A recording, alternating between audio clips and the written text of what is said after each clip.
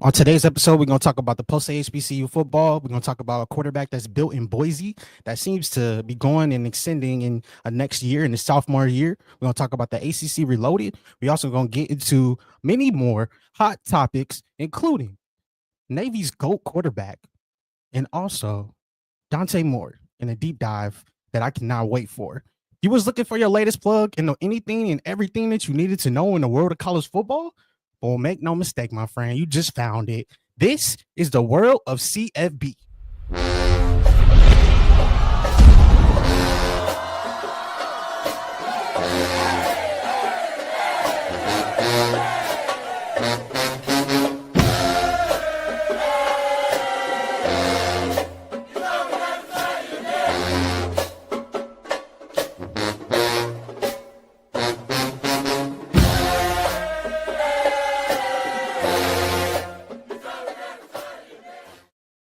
We appreciate you being in the building. This is the World of College Football, hosted by me, credential media member Moon, who travels the college football world vastly. And over the course of the last month alone, you see me at ACC kickoff, American kickoff, Big 12 media days, and your boy Moon is finally back at home base.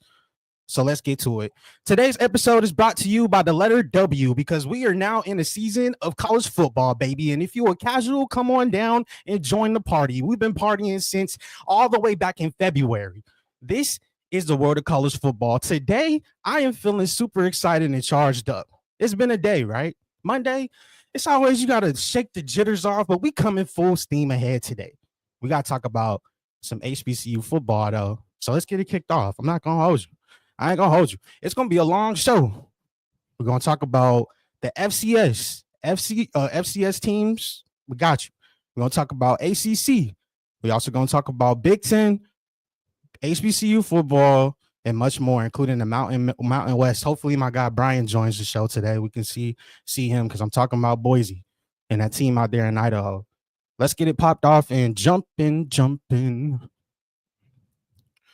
This is the world of college football. And on this show, we spotlight everybody. And this world cannot get popped off and without talking about a team that's going crazy out there in Virginia. This is what it looks like when Black college football starts to mirror everything that we want it to be. This is where we refuse to be denied. This is where we refuse to look at anything else than a seat at the table because we deserve to be there. The drum lines are starting to get louder. The classics are starting to get grander. Everything is starting to become, a little bit more pressure because the days are here where college football's truest form, the Black college football experience, is rising center stage. The sweat, the survival, the Saturdays are about to be amongst us. And a team that I'm looking forward to the most. What happens when the hunters become the hunted?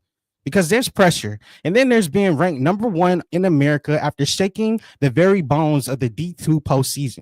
Virginia Union, who we got a chance to see on the College Football Nation tour in 2024, they're carrying the torch for an entire ecosystem of programs that were once boxed in together out of national respect. Dr. Alvin Parker is now 51-15 as a head coach.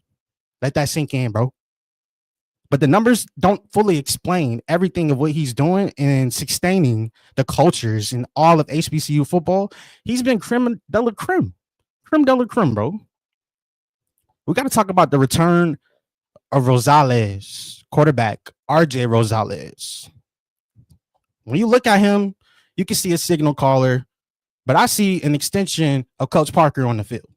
I see a quarterback that had his 2024 season sliced short because of injury. I also see when he's healthy, this team goes to a different level. There's no honeymoon phase or period in this situation because you look at their schedule and they're going to need a QB to step up.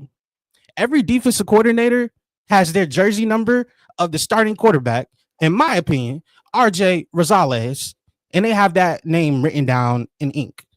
He's going to be flanked by Mark Wright, who went for 2,200 yards and 21 touchdowns, and rising freshman Miles Derricott. Together, they're going to form a trio. That's one of the most complete quarterback rooms in all of the CIAA, and if not, the nation. When you talk about the CIAA, you're not going to replace Jaden Byers. Jaden Byers by himself was in a different type of time in 2024. However, You also had Isaac Anderson in jail. Biles is gone. Curtis Allen is stepping up, averaging 6.6, I think it was 6.3 yards a pop. Trayvon Tinsley is coming in as well, who's bringing downhill juice. You got Ramon Brown, a program changer who's going to make Panther Stadium go crazy. And he's a program changer, in my opinion. But all of them are assassins. They're not backups. These guys are cold-blooded assassins, and this RB room needs to be treated like sacred scripture. The RBU lives here. They're going to have more running backs galore that's going to be in the national conversation this year. When you transition and you talk about the receiver room, about Virginia Union, you name a player, I can name you a star. That's the model that Coach Parker has built. Charles Hall, a dog. RJ Vick, a dog. Ricky Key, Keon Davis, and Tartis are now carrying the baton like, here, bro. Here you go. Pass it on and take it to the mountaintop. It's not just talent that we're talking about. It's development, and Coach Parker has been doing that absolutely to the creme de la creme. And that's what separates Virginia Union from the rest. They don't hope for stars. They create them. We talk about the trenches. This is probably the CIAA's most complete team by far. If you look at it, 3 starters return up front. Defensive transfers arrived and they're hungry.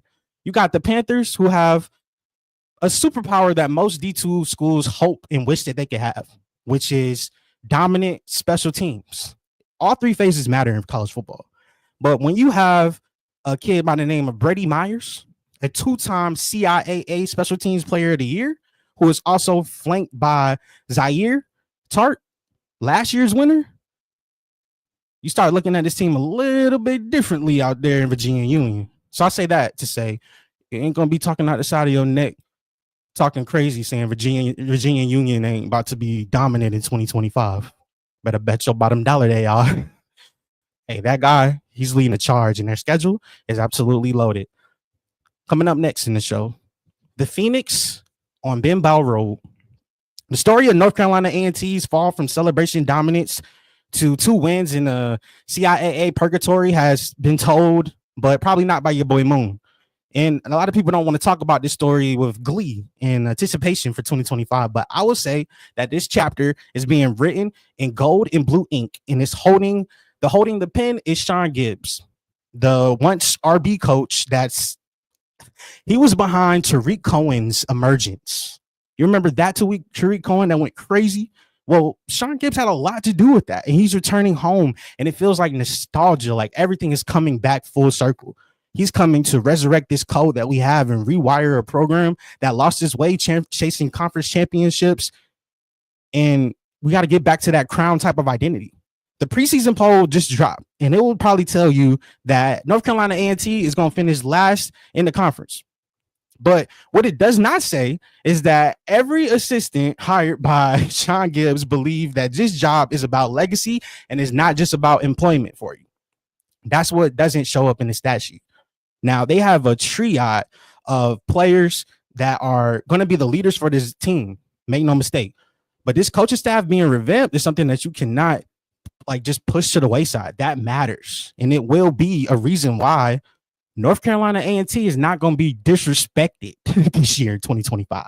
A team that once dominated HBCU football's most elite stage is not about to be sitting here as little brothers anymore. And Coach Sean Gibbs, he's coming for people's jugglers this year. Their first test is Tennessee State, August 30th. And I'm watching. I'm showing up. I'm watching. Once a proud HBCU, they got an SEC heavy schedule. A battle that is going to tell us everything about their program is early on in the year when we get popped off. I want to know how they come out the gate. Come out the gate blazing, North Carolina A&T. Moon is betting on you. Let's talk about that SIAC, because the SIAC is done being overlooked. It's wild to think about and look at the fact that the SIAC has had to scream at the top of their lungs before anybody is even listening to them. But now they don't have to worry about that. They have an open college football calendar. They close playoff doors, and they beat Division I teams while running on D2 money and finances. The commissioner who is raising the floor is Dr. Anthony Holloman, a name that you need to remember, because he stepped on the mic at SIAC Media Days, and he basically told everybody that we have 22 games on ESPN platforms in 2025, year of our Lord. We have 7 of those games that will be broadcasted to you on HBCU Go. We also have another game that's on NFL Network, and we have 5 classic games on Labor Day weekend by himself. The SIAC is not borrowing visibility, it is commanding it. In the wins, oh yeah, you better believe that the wins are real because Lane beat Tennessee State, Miles can beat Alabama State, Clark Atlanta stunned Bethune-Cookman. This isn't just wishful thinking, bro. This is proof of concept that we can command and own the big stage. And that's what you see the SIAC doing in 2025. Let's move on. Miles College. Picture on your screen is an absolute dog. Chris Good.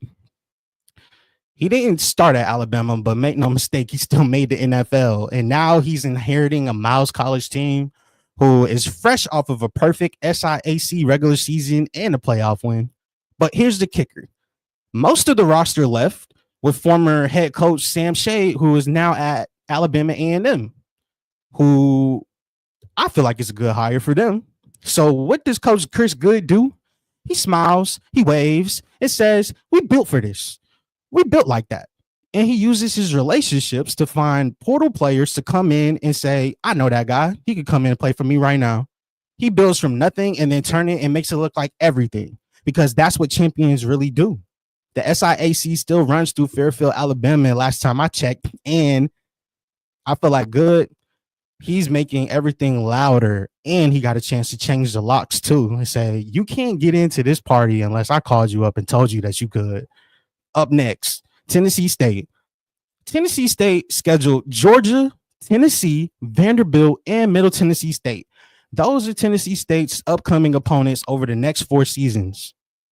They went into it with no fear, just clarity. And now we have a head coach by the name of Reggie Barlow, a Super Bowl winner with deep HBCU roots, who isn't just here for optics. He's over here to get Tennessee State back in that national HBCU conversation and going further than Eddie George did.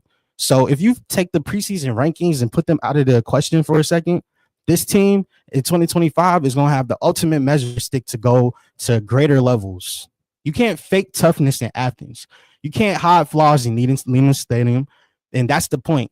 They're trying to immerse themselves into atmospheres with games that are beyond just money and generating revenue for the university.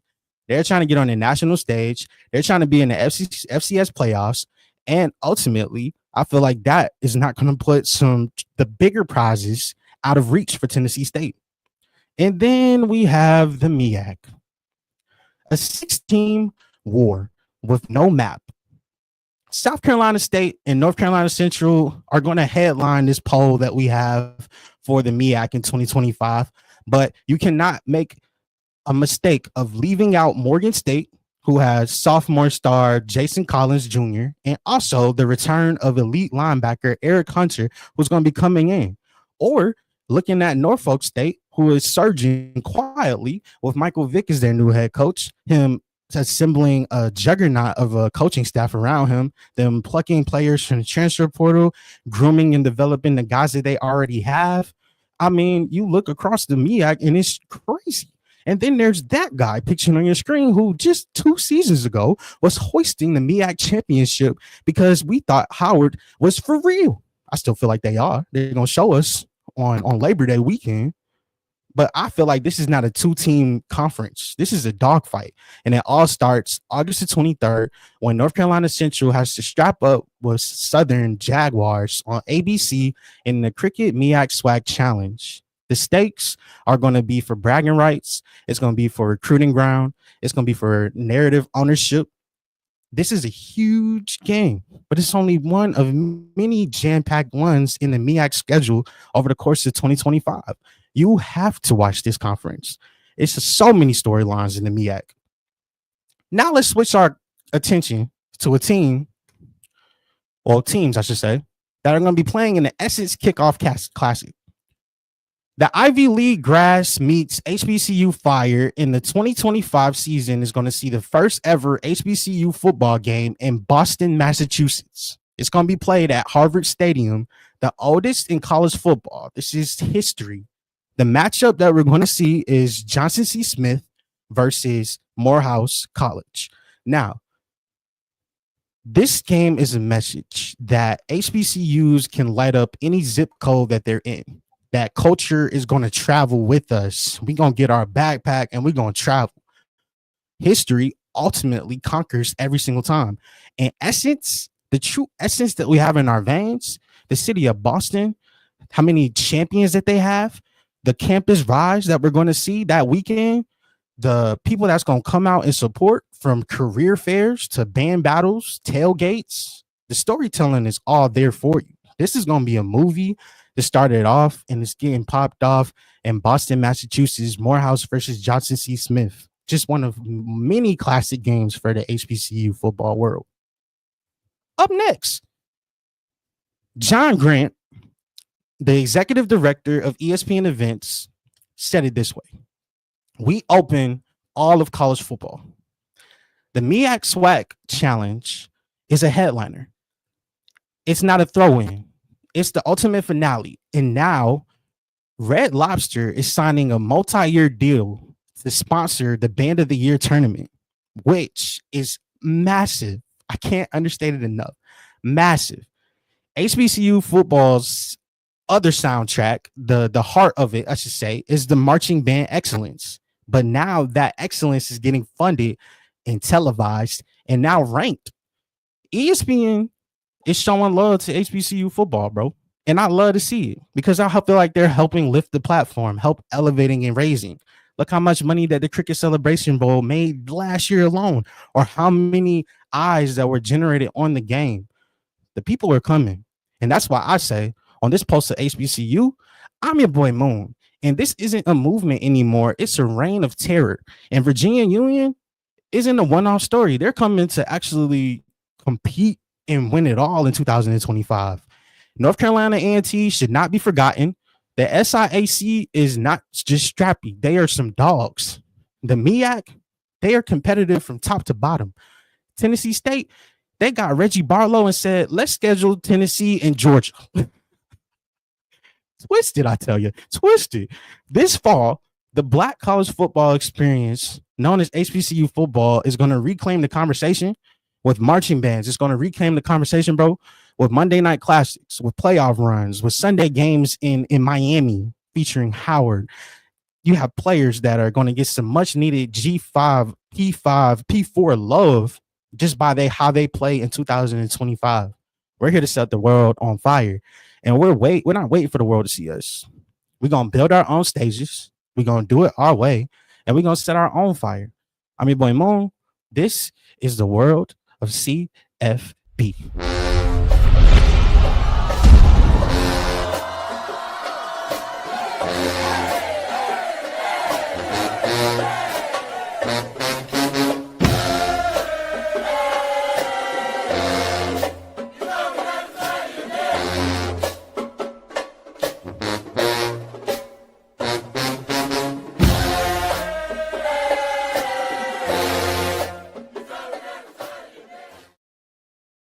Your boy Moan. This is the world of CFB, my show where I, as credential media member, get to talk about all different types of sides of college football ecosystem, and we get to continue to make this possible by CFB Nation. So special shout out to CFB Nation. Make sure you check out our website, thecfbnation.com, for all the latest in the college football world. We also want to give a special shout out to our proud sponsors, Bull Rush. We want to give a special shout out to the people that's watching and joining us with and talking to us right now, wherever you are. I hope that you're having a great day so far, for real, for real. Monday, August the 11th, 2025. Another day closer to getting the thing that I love probably the most, other than Neon, other than my brothers, other than my Lord and Savior. I mean, it's like God, family, and football. That's what I need. I need it in my veins. On this show, we want to spotlight everybody. That's why that was just part one of my HBCU primer for you. It's about to keep going, bro. It's about to keep going. Grab a chair, grab a seat. Let's get it popping. Clemson fans, you want to stick around. You want to stick around. We're going to talk about Clemson a little bit later in the show. This is the world of CFB. Let's get it popping. Deshaun Jackson and Michael Vick from NFL legends taking over the sidelines to players that are chasing legacy rings and moves on rosters that aren't rebuilt overnight, to the rivalry games that make HBCU football possible, to all of just the hype that we got for the season. You know it's going to cut through that preseason noise every single time? Culture. It's going to cut through. And we're sprinting into an era of star power, transfer portals, championship standards are now the norm. Insert two dogs into the equation. The stage is set for Michael Vick and Deshaun Jackson to battle it out. From Dover to Norfolk to Philadelphia, born and raised on a playground. Deshaun Jackson, one of the most electrifying wide receivers in NFL history. You talk about college history, you talk about his time in Cal. He's now the head coach at Delaware State, if you've been under a rock. He's now 38 years old, the youngest coach in the MEAC. And he showed up to media day in a team polo, buttoned up, by the way, because his focus was on work and not the wardrobe. So he put the big drippers, put that on ice. And he said, we're not where we want to be at, but we climbing. By training camp, we're going to be ready. Full force with speed, ready to go. I heard those words and I said, things are starting to become clear for Delaware State. And then you flip the narrative and you talk about Michael Vick, another NFL icon, a trailblazer at Virginia Tech, who is now running Norfolk State, if you've been under a rock. The two were once teammates in Philadelphia. This year, they're going to meet on October the 30th in Lincoln Financial Field, the same turf that they once shared on Sundays. How all things come full circle is truly sensational to me. Deshaun Jackson pushed for that venue to get Philadelphia Lincoln Financial Field. Michael Vick didn't hesitate to say yes. So this was a unison marriage, one together. They were in joint unison. The game on October 30th, that's going to be a spectacle, bro. Delaware State has won just 2 games in 2 seasons. That is not me just talking out the side of my neck, even though that's my theme song. Norfolk State is hunting for its first MEAC title in over a decade plus. Both coaches inherit rosters needing talent and needing an identity. Both are betting that they could turn these teams' reputations around fast. And on October 30th, we're going to see these worlds collide with each other, but we have to pay attention to what's going on at Norfolk State and Delaware State in the MEAC conference, because it's going to be loaded this year. Up next, Jackson State fans, come on down, talk to your boy. In Jackson, Mississippi, the bar does not drop. Jackson State sits alone as the only HBCU in the preseason FCS top 25, ranked at number 17. And it has no interest in being an underdog or saying, we can't run it back in 2025. Led by defensive tackle Jeremiah Williams. He is the soul and the heartbeat of this roster. Twice he left the Celebration Bowl without a title. In 2024, he made sure that never happened again.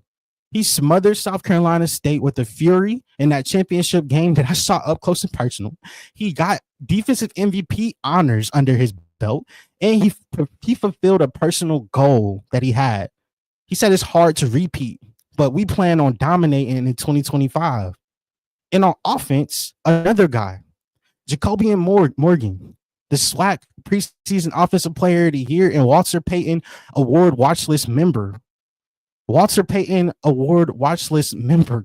Like, he's getting high praise. He left Syracuse in 2023, came home to Mississippi, and then delivered a 10-1 record to us as a starter last season. He threw for 2,000 yards, ran for 4 scores, and refused to go chase the transfer portal. He said, I'm running it back with Coach T.C. Taylor. You want to know what Coach T.C. said? Bling, bling. You better run it back, bro. Bling, bling. You see what we got in the stack, bro. Bling, bling. I kid, I joke with you, but there is no joking when I say that T.C. Taylor is trying to run it back, and he's falling in love with hardware and jewelry. What's good, my people? What's good, Brian? My God, I'm talking about your team later on. What's good? Falling. What's good? Shout out to y'all. Happy Monday. Happy Monday. Sorry, stream repeated a segment for me. No reason at all. Hey, you got the heat twice. It's like Sunday night heat, my boy. TC Taylor. I feel like you got two leaders on this team that's going to be dogs. They're going to set the stage for a defense and an offense that's trying to, they don't got to be Superman and do everything for their teams, but they have to be the leaders, the voices that travel through this locker room, because we, the people, we can see it. We can see it. They brought them boys to media days and said, hey, y'all are the faces of this program. I love to see that with Jackson State, and that confidence is continue to climb. It's closer that we get to the season, bro. Let's take a move to Alabama State and go a little bit east. Coach Eddie Robinson Jr. has Alabama State looking like a roster architect's blueprint right now, because the Hornets have 30 players from in-state in the state of Alabama, including 8 from Birmingham, local, and 5 from Mobile, not that far away. You add in a sprinkle from Florida with 24 of your players on your roster, a sprinkle of Georgia with 12, Texas with 14, and Mississippi with 4. You start looking at the dynamics of this roster construction and saying that, yo, they are stretching further than just the state of Alabama. That's beautiful if you're talking about rebuilding and trying to regain your ground as a elite team and FCS conversation, talking about playoffs. The portal, they were just as aggressive. They added FBS transfers, 12 of them, including players from Vanderbilt, Baylor, Virginia Tech, Mississippi State. Plus, they added another 9 transfers from FCS programs, and then 6 more transfers from D2 HBCUs like Fort Valley State or Central State. So when I'm looking at it and I'm putting all the pieces together, I'm like, this seems like it's going to be a mercenary group that's out for blood in 2025 with Coach Eddie. Now, you look into his eyes, you can tell that he's a dog. But he got a dog at quarterback, too. Quarterback Andrew Bodie, Texas Southern transfer, who came in with a proven swag resume that we love to see. He's going to lead a 5-man rotation at quarterback. Now, I know that might scare you. Moon, you said how many? 5. But this includes a freshman named James Hayes, Zach Sims, who's there, and around him, they got a stacked wide receiver core that's already, in my opinion, they're up there in the swag. Now, Elijah Bean came from Baylor. Tyree Sanders came from Virginia Tech by way of East Carolina University. Nicholas Williams was the FCS transfer who came from Montana.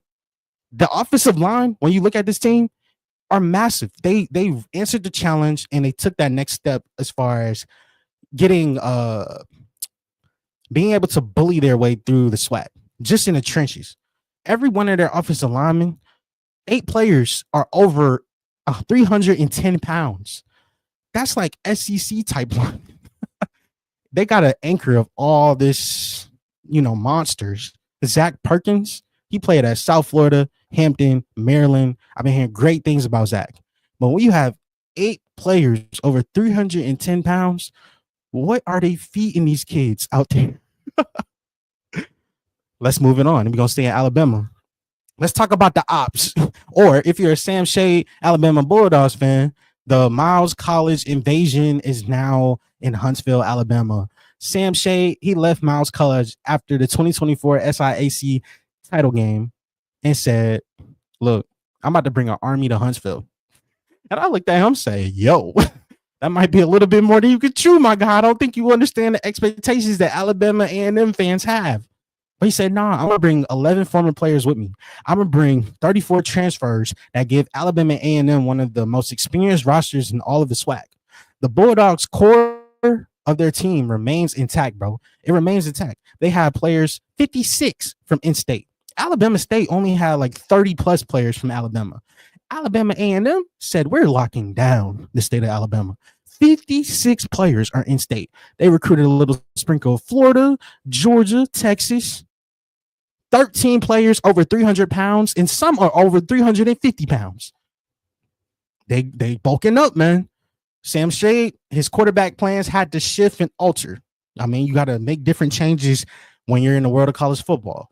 Transfer quarterback, Mekhi Higgins, last year's number 2 passer in the SWAC, who had 2,541 yards at University of Arkansas Pine Bluff.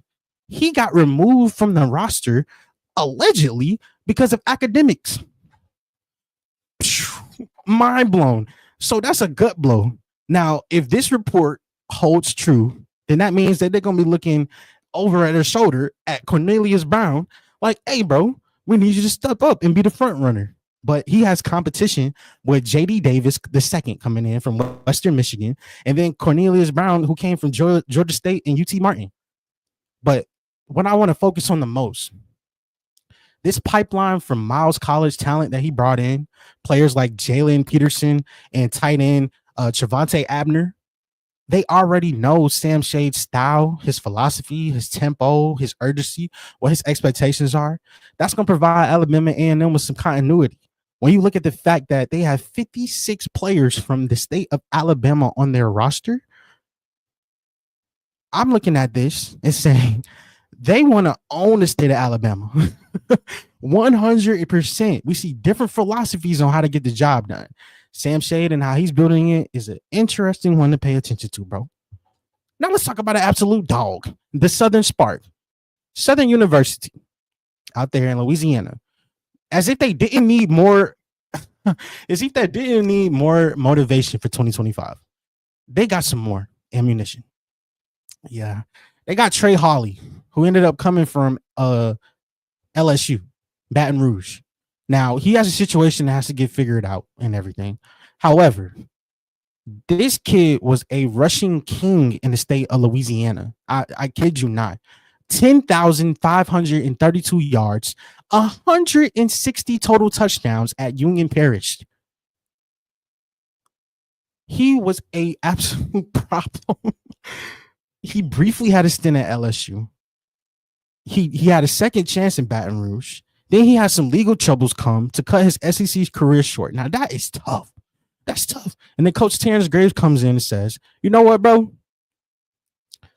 This kid is as advertised. He is explosive, decisive, learning the playbook fast. Safety, Herman Brister, brought his own spark to media days. Now, Herman, second team preseason all-SWAC pick after 62 tackles last season. He also got individual honors, and we love to see that. But what I'm paying attention to is how my guy Holly could come in and give this team some pop in the running back room, especially when we're trying to still figure out what our quarterback situation is. I went to the SWAC MEAC kickoff press conference, and they asked Coach Graves. They said, hey, who's our starting quarterback in 2025? He said, we're going to have to wait. We're going to have to wait and see. So while they figure that out, you now have a guy that put up 10,000 career rushing yards in 160 total touchdowns at Union Parish, who clearly has talent, who can come in and give you an anchor in the running back room and lean on what you need to best when you got to play September the 27th versus Jackson State or October the 25th versus FAMU in Baton Rouge. Both of those games are in Baton Rouge. Look, for a team that lost the SWAC championship game against Jackson State last year, I feel like these words and the chirping that we getting out of camp right now is not like hype. I feel like the chirping that we getting out of camp is them saying like, yo, we're on a mission statement and y'all got to come to our house this year, Jackson State. You got to come to our house this year, FAMU. This is what we got cooking, and that's why HBCU football is spicy. Other MEAC storylines. The spotlight belongs to running back Eden James. He's the son of NFL Hall of Famer Edgerrin James. It rings a bell. Eden, his game mirrors his father's balance of vision, patience, 422 rushing yards, 148 receiving yards, 3 touchdowns in 2024. But his career is his own one. He's an all-MEAC first-team pick and a Shrine Bowl 1,000 watch list member. So they're waiting to send that kid an invite. Then we see at North Carolina Central, a 6'3" cornerback named Malcolm Reed is a Buck Buchanan Award watch list name after he put up 60 total tackles and 9 pass breakups last year, just being a menace on defense. His length and ball skills are going to help North Carolina Central potential immensely. And I'm looking forward to hearing great things about him as he develops into a lockdown weapon on the outside against the MEAC's loaded receiving cores that they have in this conference. That's one thing. But in Durham, they also have to adjust because in North Carolina State's homecoming is going to look different because last year we had 2 shootings that marred the whole 2024 festivities for homecoming. So what this means is no visitor parking. We're going to be doing shuttle only access. What this means is that we're going to have early shutdowns at 6:30 p.m. So no tailgate. And we're going to put bans on motorcycles. We're going to put bans on unauthorized golf carts. These changes are reflecting what we want, safety, especially when you have so many people coming out to support you in your university. We got to balance beloved tradition with modern safety realities and bridge the gap and do it together. Then we move forward. Talking about my guy. Jackson State is ranked number 17 in the FCS polls. And I think that should get a lot more buzz because they're the only team in HBCU that's ranked right now. Now, don't pay attention to the ranks. I think you should pay attention to the players. Kelby Givens, Southern's defensive lineman who put up 73 tackles last year and had 22.7 tackles for a loss. It's 12 sacks in 2024, by the way. He's going to be a dog and somebody you need to pay attention to. Eric Hunter, Morgan State's linebacker, who was limited by an injury in 2024, which was super tough to witness. But in 2023, he was a Buchanan finalist and had 75 tackles and 9 tackles for a loss. Like, I'm locked in. I understand Eric Hunter. I'm watching you, bro. And then last but not least, I talked about him earlier. He got some love. Malcolm Reed, 2 interceptions, 9 pass breakups last year. Man was all over the field for North Carolina Central. Cornerback, they need some love. 3 HBCU names are in the mix for this iconic award in honor of Grambling legend Junius Buck Buchanan. So this is going to be a launch pad, hopefully, to their NFL careers. And why you need to pay attention to them more, because HBCU dominance is clearly, bro, it's coming center stage. And then last but not least, another feel-good story that I looked and found. Nashville. Tennessee State, we all know that they're rebuilding under Reggie Barlow. He inherits his 9-3 team who has a 3-way quarterback battle going on. And the name that struck out to me the most when I went through the roster was Jordan Palmer. He's the nephew of quarterback Carson and Jordan Palmer. He started his journey at Gardner Webb, and then he said that he fell in love with Coach Barlow's NFL and UFL coaching background, and that's ultimately what drew him in. And then you shift the scene and talk about another quarterback battle. In Alabama A&M, they got to remain fluid with the whole Hagan situation after his reported removal. So all of these things are starting to shake up, and we got battles that we got to watch out for. But ultimately, you can look at the map from sea to shining sea and see it. NFL names are commanding the sidelines for you. That's inevitable. That's something that is great for the game, right? The SWAC, it's like pushing each other for roster construction, and you start seeing the weights of these games are rising higher than ever. You see the MEAC just flashing with potential and national watch lists, and more players are getting love, from Eden James to Morgan State's linebacker. HBCU legacies are being built by players who could have gone anywhere, coaches that could have gone anywhere, could have chose to coach whatever that they want. It's not like they couldn't get SEC offers or Big Ten offers or jobs like that. It's because they chose to stay home. This is home. The 2025 HBCU season isn't just a schedule of games that we have. It's a reshuffling of power, a test of loyalty to see how 10 toes down you're going to be in this transfer portal era that seems to cloud college football. The game on the field itself is pure, but all of these other theatrics seem to cloud it. But when we put our focus on December, who gets drafted in April, when the drum lines start to clash, helmets start to be put on, chin straps start to be buckled, scoreboards starting to actually matter, the programs that claim they're right to call themselves standard bearers are the ones that we're going to be talking about. And everybody else in this wonderful world of college football, world of college football, they're gonna be left chasing on down. This year, the stakes in college football are way too high for you to be half stepping, and that applies to anybody. This is the world of CFB. Welcome to Bull Rush, the ultimate arena where trading becomes an exhilarating competition. Whether you're a seasoned trader or just starting your journey, Bull Rush is your gateway to a high-energy world where skills are tested and winners are crowned. Awaken your inner competitor as you dive into the pulse-pounding action of Bull Rush. Imagine yourself in the heart of the financial market, where every trade is a thrilling opportunity to outsmart your rivals and climb the leaderboard. This isn't just trading. It's an electrifying game where strategy, knowledge, and precision are your weapons.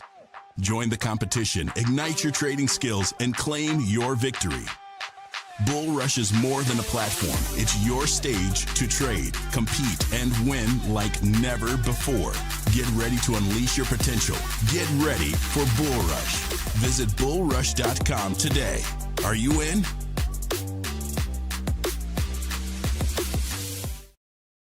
Shout out to our sponsors, Bull Rush, Bull Rush, Bull Rush. Appreciate meeting y'all out there in beautiful Boca Raton. I'm your boy Moon. This is World of College Football. And on today's show, we've already talked about everything in the post to HBCU. So you should feel up to date on all the things that's going on. We got some FCS teams to talk about coming up a little later. But right now, we want to give a special shout out to you for watching. It's going to be possible without you. We're about to be putting these episodes on Spotify very soon so that we can feed the streets as college football season gets closer. I plan on increasing my workload even more as far as giving y'all content, for longer periods of time so that we can cover more teams. So in this episode, I tried to cover FCS, HBCU, and the next thing I'm about to go to is the beautiful Sun Belt Conference. Now, on this wonderful world of college football, it couldn't be, I don't want to leave it all up for chance. Did I leave my guy out? Oh, I'm your boy Moan. Let me go back to speaker screen. And I got to talk to you about something that's happening right now. All right, I got to find it. I'm going to find it. It's not every single day that you see a football coach become the face of an entire athletic department overnight. When I saw this news that dropped out of Monroe, Louisiana, I had to talk about this because this is something that greatly impacts everybody in the world of college football. Like, everybody is impacted because they have to look at this move and say, whoa, not only can he do it, but what does that leave in the future where GMs are more important, where coaches' roles seem to be growing and decreasing depending on what your administration or the higher ups say so. Bro, let's keep it a bug. College football still carries the weight of a community, identity, survival. And I think this is just what happened in Monroe, Louisiana. Now, in a rare pressure-packed pivot, ULM had appointed head football coach Brian Vincent as his interim athletic director, following the unexpected resignation of AD John Hartwell, who said very little when he left, but he announced this past Monday, after 2.5 years at the helm, which is not a long time in my opinion. Now, the move is going to position Coach Vincent at a pivotal intersection, one that's centered around ULM's two most critical challenges right now: winning football games and rebuilding the structural spine of an athletic department that's just searching the depths of college football's soul for stability. And now this coach pictured on your screen is expected to do both of those roles and do it at the same time. He probably has the toughest job in America. Why? Because the university's Monday release last Monday was short on details, but for me, it was super loud. Hartwell, who just stepped out, was hired in February 2023. He stepped down, citing other professional opportunities. In other words, He was getting his hair turning gray dealing with all the stuff going on in ULM. He said, I'm out. Deuces. His departure then set in a ripple effects, and now we're searching at ULM like, whoa, what do we do?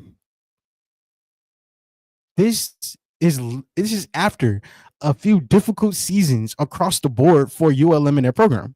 Men's basketball and baseball both finished last in the Sun Belt.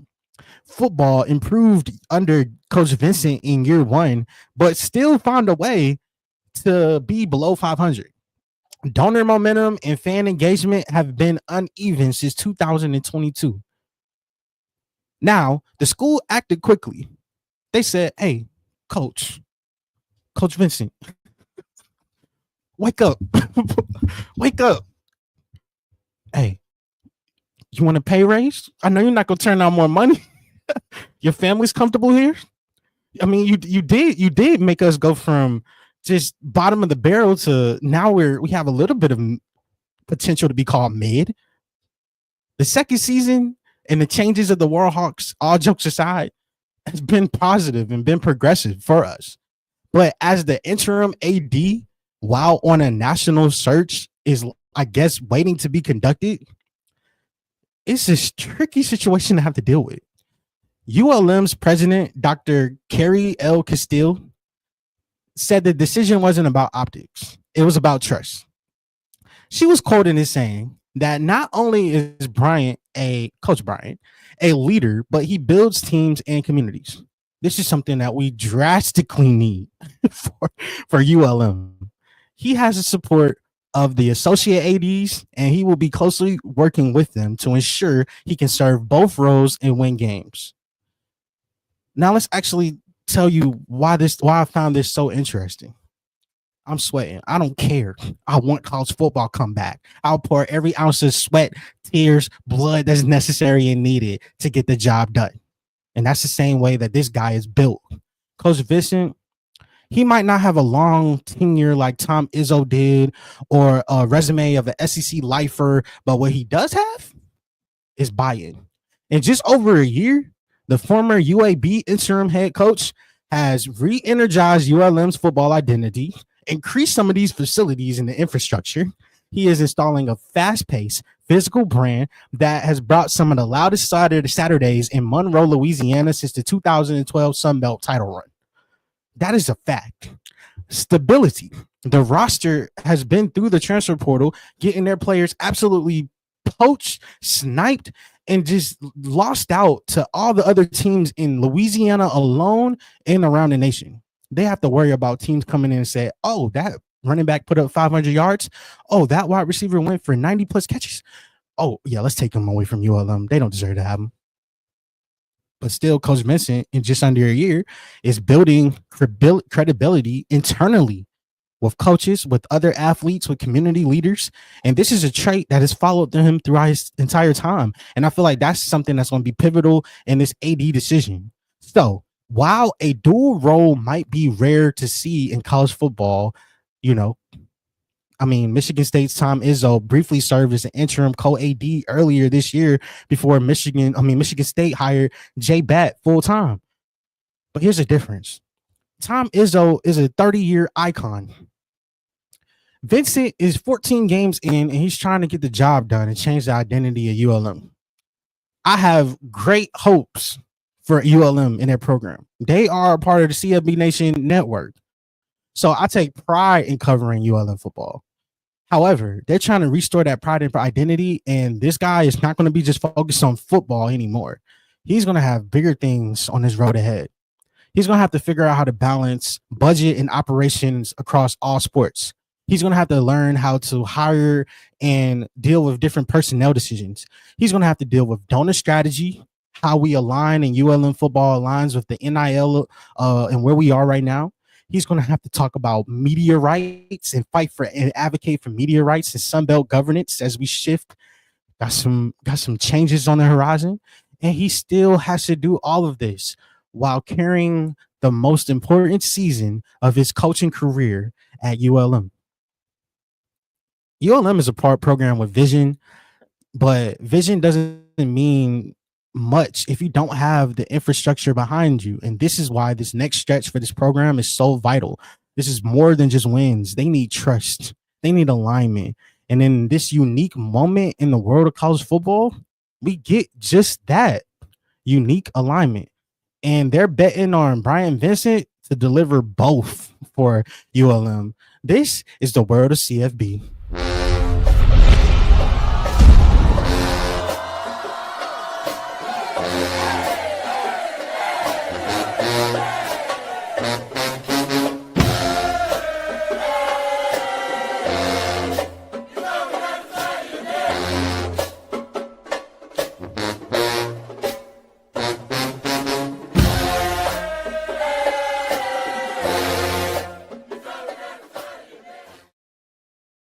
Welcome to the show. I'm your boy Moon, credential media member of DCFB Nation, the fastest growing college football platform in the world. Shout out to DCFBNation.com. You can search and get all your latest in the college football world.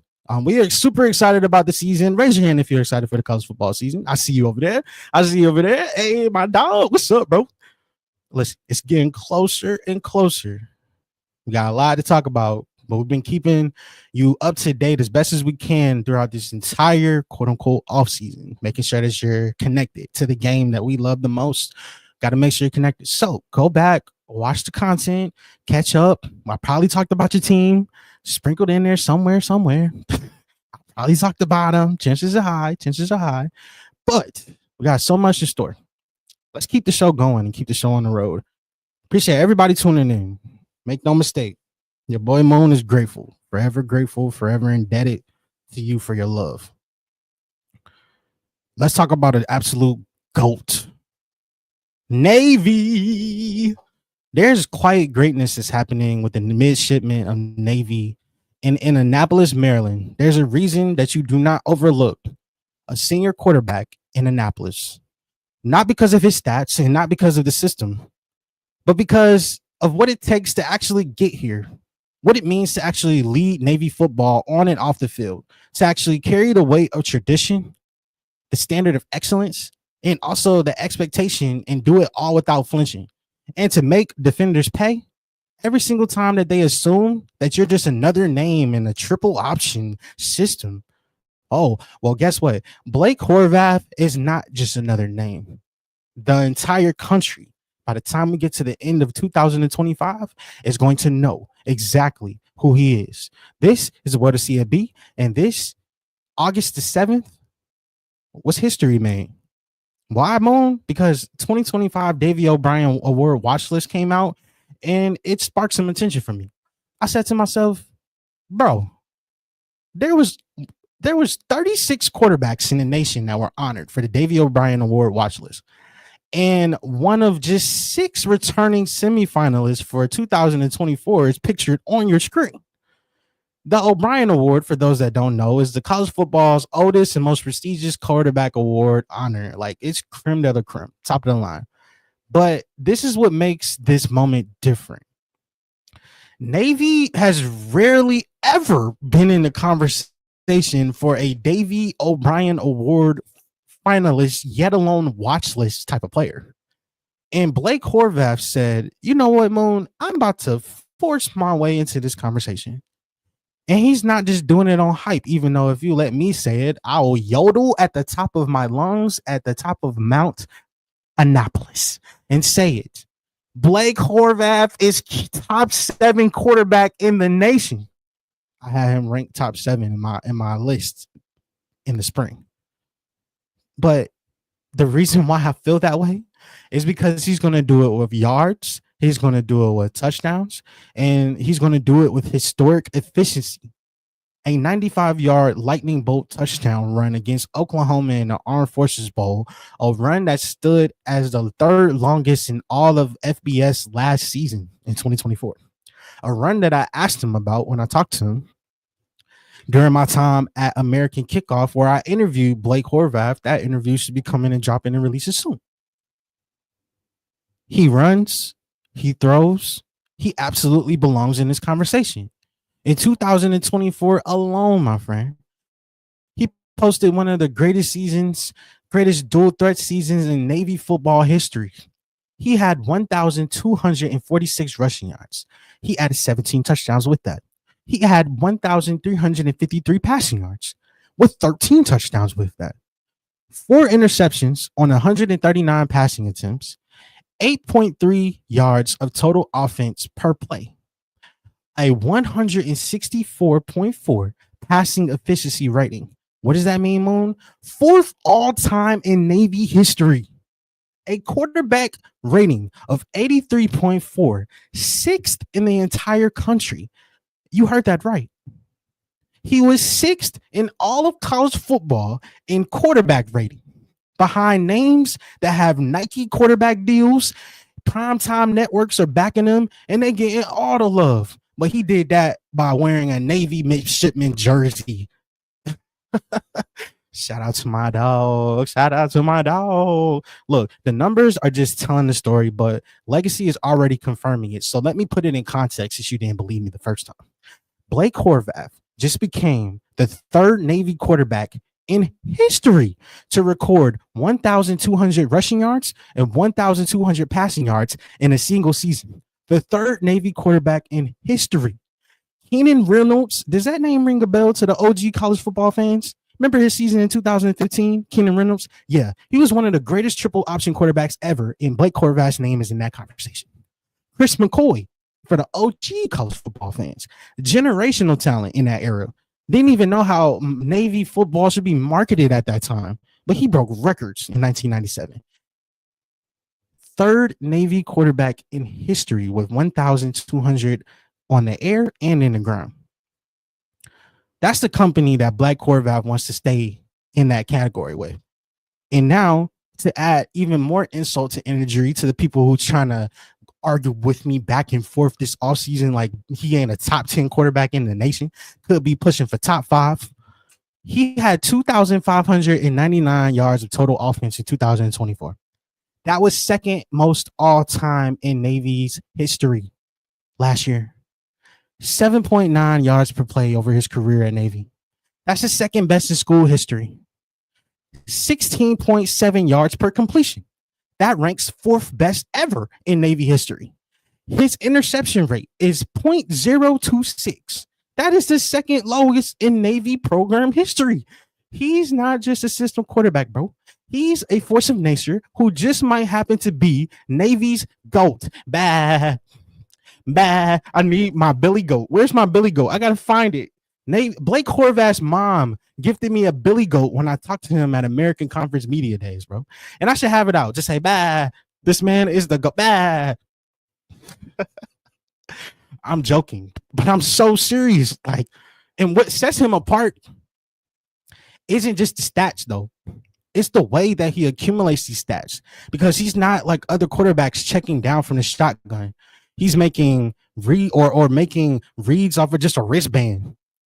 He's making decisions mid-flight, reading defenses while reading leverage, navigating chaos in a sea of bodies that's trying to crush him on every single play because they don't want him to have an inch of daylight.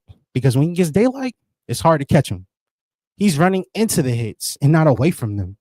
That 95-yard touchdown that we saw against Oklahoma, that was a warning to the nation, like, hey, he can pop off for that against SEC comp. That, look, it wasn't even his first 90-yard touchdown of his career. That's the crazy part. Only Malcolm Perry, one of the most electric players in Navy history, can say that too. When you're at Navy, quarterback is not a position that you play. It is a burden that you have to carry. It's leadership when the locker room is silent. It's discipline when the cameras are off. It's sacrifice of time, comfort, and ultimately sacrifice of your ego. Blake Horvath has handled it all with dignity, with a button-up approach, and he's never going to chase headlines. But somehow he's always at the center of every moment that makes college football special and makes Navy fans love him. When Navy needs it the most, whether it's a fourth quarter score, whether it's a clock draining drive, or a deep 3rd down and 8, and you need him to come through clutch when there's a defense that's loading up the box, he can do it and get it done for you. In 2024, he became the first Navy quarterback since Keenan Reynolds to throw a touchdown in 4 consecutive games. And if not for penalties, that streak would have continued. He's a true technician with the ball and a surgeon at the same time. I'm all on the Blake Horvath train in 2025. I'm championing it. I'm driving the Magic School Bus. Just come on and vominos. Everybody, let's go. I'm on it because maybe it's the fact that he wears Navy. Maybe it's because he plays in a system the sport still refuses to understand. Maybe, just maybe, it's because there's greatness happening in Annapolis that does not come with fireworks, but somehow it comes with the quiet execution and earned trust day in and day out. And now this kid is on the Davy O'Brien Award watch list. Blake Horvath is one of the best quarterbacks in all of college football.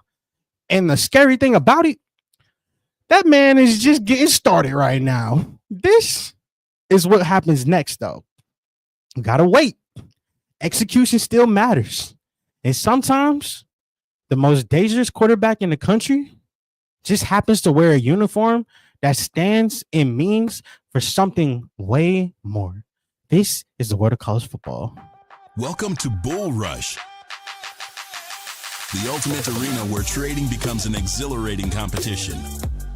Whether you're a seasoned trader or just starting your journey, Bull Rush is your gateway to a high-energy world where skills are tested and winners are crowned.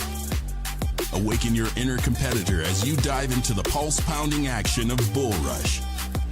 Imagine yourself in the heart of the financial market, where every trade is a thrilling opportunity to outsmart your rivals and climb the leaderboard. This isn't just trading. It's an electrifying game where strategy, knowledge, and precision are your weapons. Join the competition, ignite your trading skills, and claim your victory. Bull Rush is more than a platform. It's your stage to trade, compete, and win like never before. Get ready to unleash your potential. Get ready for Bull Rush. Visit bullrush.com today. Are you in?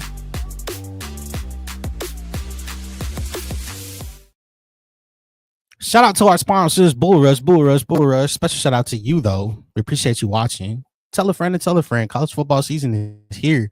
And your boy Moon is going to keep you locked and loaded for what you need to know all across the college football world. I love the people that cover this sport. I really do. Shout out to all the people, whether you're a big name, somebody that's getting out the mud like me, or anybody that's in the middle trying to find their niche, figure out how things are moving. I just want to give you some encouragement, man. When all eyes are you, when all eyes are on you and you have all of the attention and people want to say that you don't do this seriously, or people want to try to come at you sideways and tell you that you're not who you really are, or you don't do what you do, just let them know that you do what you do and you can do it that way. That's what makes you different. So on this Monday, pour back into yourself today. Pour back into yourself. This is me pouring back into the game that I love, giving you this show. I don't need a guest to give you content for an hour plus. Easy work. We don't need that. But there's some people that's out there that's grinding even harder than I am. You know what I mean? Some people that got teams of people around them. So whether you're at the top of the mountain, all the way trying to work your way all the way up, I want you to know, keep pushing, keep chopping at the hammer, keep chopping at that wood, bro. Because at the end of the day, it's making you stronger. It's making you turn into even more of a dog. And in 2025, we got to tap into that inner dog. This is why I love doing the world of college football. On today's show, we've already talked about a lot. HBCU football. We talked about some little bit of FES. We talked about the Sun Belt and ULM. We just got done talking about Navy and the American. So, it's only right for us to take a trip out there to the Mountain West and the good old folks in Mountain West. From mountains to coastlines, all around the world. Let's get it popping. A friend of the network, Fresno State, sent me some information, so it's only right that I show them some love. This is the world of CLB, and this is my show focused on covering the entire sport. Let's take a trip out to Fresno, California. Look, they used to throw it out there a lot. Just think about all the different offenses that we saw in Fresno State's history. That used to be the tone of this offense. Like, hey, we're gonna throw that thing around the park. But this fall, we're gonna see some changes in their identity, and I think that they're gonna hand it off with intention in 2025 out there in Fresno.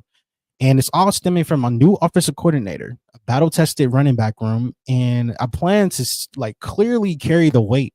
And in 2025, Fresno State football's running backs are no longer a supporting act. They are the stars of the show. I feel like they are the engines.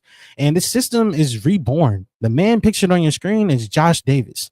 He just arrived in Fresno, and he's going to bring some identity, one that leans on backs who don't flinch when pressure starts to raise. They're not going to flinch.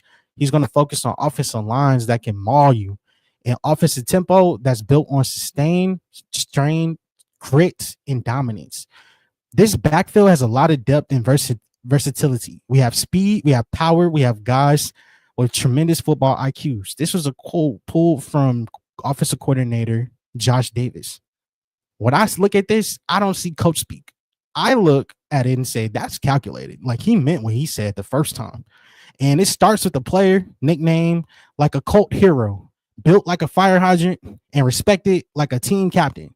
I'm talking about third down and Gilliam. The anchor is returning in 2025, Fresno State fans. Elijah Gilliam, he ain't going to talk your head off, bro. He doesn't need to. You can just turn on his tape and see. 39 career games that he's played, 8 touchdowns last season. The Bulldogs' most experienced offensive returner by far. He's still evolving, though. And he earned the nickname Third and Gilliam the hard way, converting 7 of Fresno State's 13 successful third down and short attempts. 7 out of 13. He converted 7 of them. That was just in 2024. He's not trying to get boxed in as just like another short yardage bruiser running back for you. He's been working on his speed. He's been working on his ability to make defenders miss. And he's been working on getting that explosion too. Explosive plays are a must for this offense. And the work is starting to show in the spring and in the fall. His burst is clearly different. And Fresno, as they transition into this new offense under a new coordinator, Josh Davis, they're going to be, in my opinion, a run-first system. And Gilliam, he wants to be more than just a safety net. He wants to be the absolute spark for this running game and say, shake my hand after we score a touchdown. And this is the norm for us in Fresno. Then comes a hidden gem who blossomed into a potential Doak Walker watch list type of guy. Some people may call him underrated. The Valley ends up calling him our guy. 6 yards per carry, 462 rushing yards, a bowl game breakout where he went absolutely stupid. Bryson Donaldson is his name. A true freshman that came onto the scene in 2024. He did more than contribute. He climbed up the depth chart. He made a name for himself. And after Malik Sherrod went down, Donaldson seized his opportunity and conquered it. His first 6 games, 29.6 all-purpose yards per game. But the final 6, 63 yards per game, where he went nuclear against Colorado State for 140 yards and a multi-touchdown performance in the famous Idaho Potato Bowl. Now he enters 2025 as one of the centerpiece running backs in this running back room that you can throw in there as a complete change of pace. It's another pitch that's in our arsenal that we can use to throw a team completely off guard, bro. So now you have to look beyond just the yards. You got to watch how Donaldson glides through contact. You have to watch how he plays with a certain type of patience and he cuts with violence. That's where things start to get really different when you're looking at this running back room. They got little pieces of everything. Now you talk about the rest of the tools in the cabinet. Behind Gilliam and Donaldson sits a group that's seen some hardship, and they are durable. Jonathan Arsenault, who was once derailed by injuries, appeared in 11 games last year, completely bounced back. Dependable, 104 yards on 22 carries, 42 receiving yards. You might not look at that as a lot. I look at that as everything, considering what their situation was, what he was asked to do, and what he had to overcome with his injuries in 2023. Devin Rivers gives the room its lateral quickness and his natural vision for this program. Ryan Walkington and Brandon Ramirez are going to come in. They're going to give some continuity, get some practice tempo, and game day readiness for this program. Now, the intriguing part is this guy. I'll picture it on your screen. Rayshawn Speedy Luke. He runs different. He transferred in from Arizona. He enters Fresno State's rotation after logging 271 rushing yards on 56 totes for the Wildcats. He caught a 66-yard bomb against UCLA and added kick return ability as well. 71 yards against Washington State, his best career outing. They call him Speedy for a reason. Running back coach Aaron Pryor, the longest tenured assistant on this staff, said that he covers a lot of ground and he does it effortlessly. Rayshawn Luke, he adds a gear shift versatility that this running back room desperately needs. And he's also built on collision too, because he's had to fight through adversity. And this system is going to lean heavily on running the gosh darn football in 2025, year of our Lord. And then last but not least, I can't forget about you. He might be the prodigy, the true freshman with fire in his veins, Julius Gillick. Now, with star potential, he's the guy that I'm looking at. Seattle to Huntington Beach, he came from Edison High, 2025 California 1A championship under his belt, 2,489 rushing yards and 39 touchdowns, plus 300 more receiving yards and 2 more scores. He's been labeled everything from Sports Illustrated first team All-American to Orange County Player of the Year. But then there's now where we at with Fresno, where all of this hype starts to meet humility and the fact that reps are limited, but they are earned. Promises are proven. There's no red shirt plan in place, though, which is encouraging for this prospect. And if he continues to flash in fall camp, then I bet that he's going to see the field. And I think the staff knows it. Speaking of the staff, in Matt Ent's last 3 years at North Dakota State, the Bison ran the ball 66%, 75.9%, and 72.5% of the time. Fresno State last year was at 47%. You ain't never seen the way we about to run the ball. That is a fact. You need to run it back. Now they can run it back in the show. They ranked 10th in the Mountain West in rushing yards a game in 2024. Fresno State did 98.2 yards a game. They ranked dead last in yards per carry, 3.3 yards per carry. But don't worry, people. That math is changing. Ince didn't just come to California to throw it 40 times a game. That's not what we on in the blueprint. He came to build a bully. And that means giving his backfield some time to shine so that they can own Saturdays in the fall. When we talk about balancing acts, there's no more tiptoeing on third downs anymore. It's run the gosh darn football with the Fresno State backfield that's been handed the keys and saying, here's your new kingdom. And I just came into the door. Check my resume at North Dakota State. I ran the ball 66% of the time, 75% of the time, and 72. We are going to run the rock at Fresno State. Gilliam, he's going to bring a level of maturity for you. Donaldson, he's going to give you that spark. Luke, he's going to bring the juice. And Gillick, he's the future. And behind them stands a coaching staff that's ready to call 40 runs a game if they have to.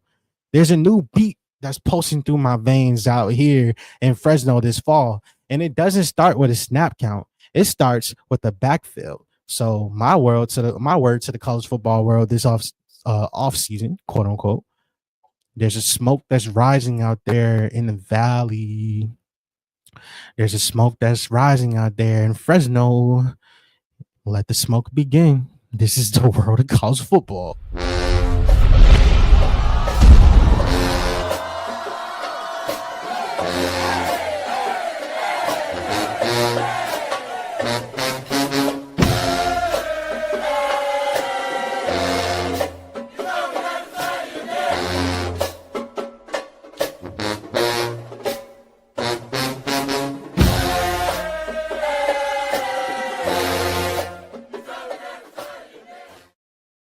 Shout out to you for being here. I'm your boy Moon, credential media member of the CFB Nation, the fastest growing college football entity in the world, Craig. Not the city, but the world, Craig. And this is my show where we talk about everybody. Coming up next in the show, we continue our Mountain West dominance to talk about a quarterback that's built for Boise. I'm going to tell you why Maddox Madsen, the underdog who ended up becoming a gym quarterback, is somebody that the whole entire conference fears. And really, the entire nation is about to be aware of. Because there's something different about Boise State quarterbacks. I mean, you could just tell. They don't flinch. They don't chase star rating or calibers. And honestly, they don't even really need your approval. But Maddox Madsen is next in that line of Boise State lineage quarterbacks that is bringing something entirely new to the situation. Recently, he just got named on a Davey O'Brien preseason watch list. This puts him in the same sentence as Heisman candidates and blue blood darlings that got a lot of love. For most of the country, this might feel like, oh, what is Maddox Madsen doing on the list? But for anybody that's been watching Boise State closely, oh, this is a long time coming. And I know that change is going to come because he's not the prototype. He is a problem. He might not have a cannon arm like Caleb Williams and can fit it in all kind of crazy tight windows. He might not have Arch Manning's name. He's 5'10", went under recruited and landed in Boise State while others was taking charter flights to Power 5 schools and going up to those factories. And he said, you know what? In 2024, I'm still going to put up 3,018 passing yards, the most in the Mountain West, by the way. I'm going to put up 23 touchdowns through the air and add 5 rushing scores as well. Oh, yeah. You want to add more? I'm going to say 307 yards and 4 touchdowns versus San Diego State. They still dream and have nightmares about that game. Oh, a 304-yard masterpiece against number 6 Penn State in the Fiesta Bowl. Not just his efficiency that makes him an absolute problem. He's a leader and he is a culture piece in this program. I'm trying to make sure I use my words wisely when I'm talking about it. We got high hopes for Boise. Appreciate you, bro. What Boise State saw that nobody else did, they looked past him being a 3-star recruit. They looked past all of that. They saw a Utah kid who split some time between football and baseball and said, yo, he's playing shortstop and pitching his Lehigh High team to a first state championship since 1981. Oh, yeah, I got to pay attention to this kid. He didn't get all the Elite 11 praise, but guess what? He was built for the pressure out there in Utah. He's Utah through and through. When Boise State gave him the keys, he didn't blink at all. He went from freshman flashes in 2023 to commanding a 14-game slate in 2024, completely rewriting the Broncos record books in the process. And y'all ain't never seen a quarterback like him in a minute. He's quarterbacking legacy at this point. This is the same program that produced Kellen Moore and executed some of the most iconic plays in all of college football history. And Maddox Madsen is still quietly living up to expectations, kind of blowing them out of the water. He's writing his own chapter and he's getting that love. Now, he's not new to this radar at all. He was a member of the Davey O'Brien quarterback class of 2024. He earned grade 8 honors on October the 28th last year. But 2025 is going to hit different, though. He's now on the watch list for the Davey O'Brien. Let that sink in. He's on the watch list for the Maxwell Award, the Walter Camp Player of the Year Award. He's also preseason Mountain West Offensive Player of the Year buzz and a unanimous first-team selection by every outlet that matters, including CFB Nation. And yet he's still out here to prove something, not to just me, not to just Boise fans, but to the nation that, look, you might think that there's a ceiling with me, but nah, look, you can look at my film, you can see production, and you can ultimately see wins. I'm so sorry that we're dealing with technical issues right now. I'm fighting through them, just like he's fighting through all these expectations of 2025. But let's just talk ball talk for the people that's not trying to hear me right. Let's talk ball talk. Numbers, right? 142.5 passer rating. That was second in the Mountain West, 43rd nationally. He had 8 games of over 200 plus passing yards. He had 3 games with 3+ touchdowns. The first Fiesta Bowl appearance versus Penn State, 53-yard touchdown bomb, 304 yards. First team captain, academic all district, 3.5 GPA, and he plays like he's smart in the pocket too because he's a technician. He's a threat with his legs and a game manager in the best sense of the word because he is someone who manages to win every game that you put in front of him. And why this matters for the entire Mountain West? Well, let's just keep it a buck. Why this matters for the Mountain West? Maddox Madsen and Braden Fowler Nicolosi from Colorado State, they were the only two Mountain West quarterbacks on the Davey O'Brien list, and there was 30 plus of them around the country. There was only two on this O'Brien's list. So this isn't just about Boise. This is about putting respect on all of the group of five. Quarterbacks who don't just belong. They compete, they produce, and they even come in and try to compete in New Year's Six games in a college football playoff. In 2025, the Broncos are returning firepower across many positions, really all across the board. And with Maddox Madsen at the controls, they're now chasing elevation. The blue standard is growing more and more. There's still time for him to achieve all of these accolades. He's not just a name, though. He's somebody that you want to know because he's going to be a pivotal piece. Boise just got ranked 25 in the AP. In the AP, they gave him 25. They're clearly saying to us, oh, they're the best G5 team. They're the best G5 team. But he has a great deal to do with all the noise that Boise State can do and be one of the most dangerous programs west of the Rocky Mountains. He's not waiting for your national approval or for you to give him a hand clap of praise or for you to say, oh, I know who Maddox Madsen is. He is already has a case profile that's proven already. He's already earned it on the field. And I think it's time for the country just to wake up and get your stuff together. Get your stuff together. This your boy Moon. And this is why I love Maddox Madsen heading for Boise State in 2025. My Boise guy getting all the love. Sire Gaines would be starting running back, and he's a specimen. 6 foot 220. He's faster than Genty. And same frame, build as Adrian Peterson. He's already on a Doak Walker list, I think. I think you're right on that. And we're building something special in Boise this season. Regardless of who y'all running back rotation is, y'all have some dogs. Y'all are probably the best G5 team out there. Yes. I think y'all better than Liberty. Yes. I think y'all better than Toledo. Yes. Who's the team in the Sun Belt? James Madison. And you better than James Madison? Yes. Well, y'all will have that game if Boise State had to play JMU. That's must-see TV. But y'all will have to get the job done against USF. Y'all have to get the job done. Y'all cannot lose that game. Or I feel like y'all season is wrecked from the jump street.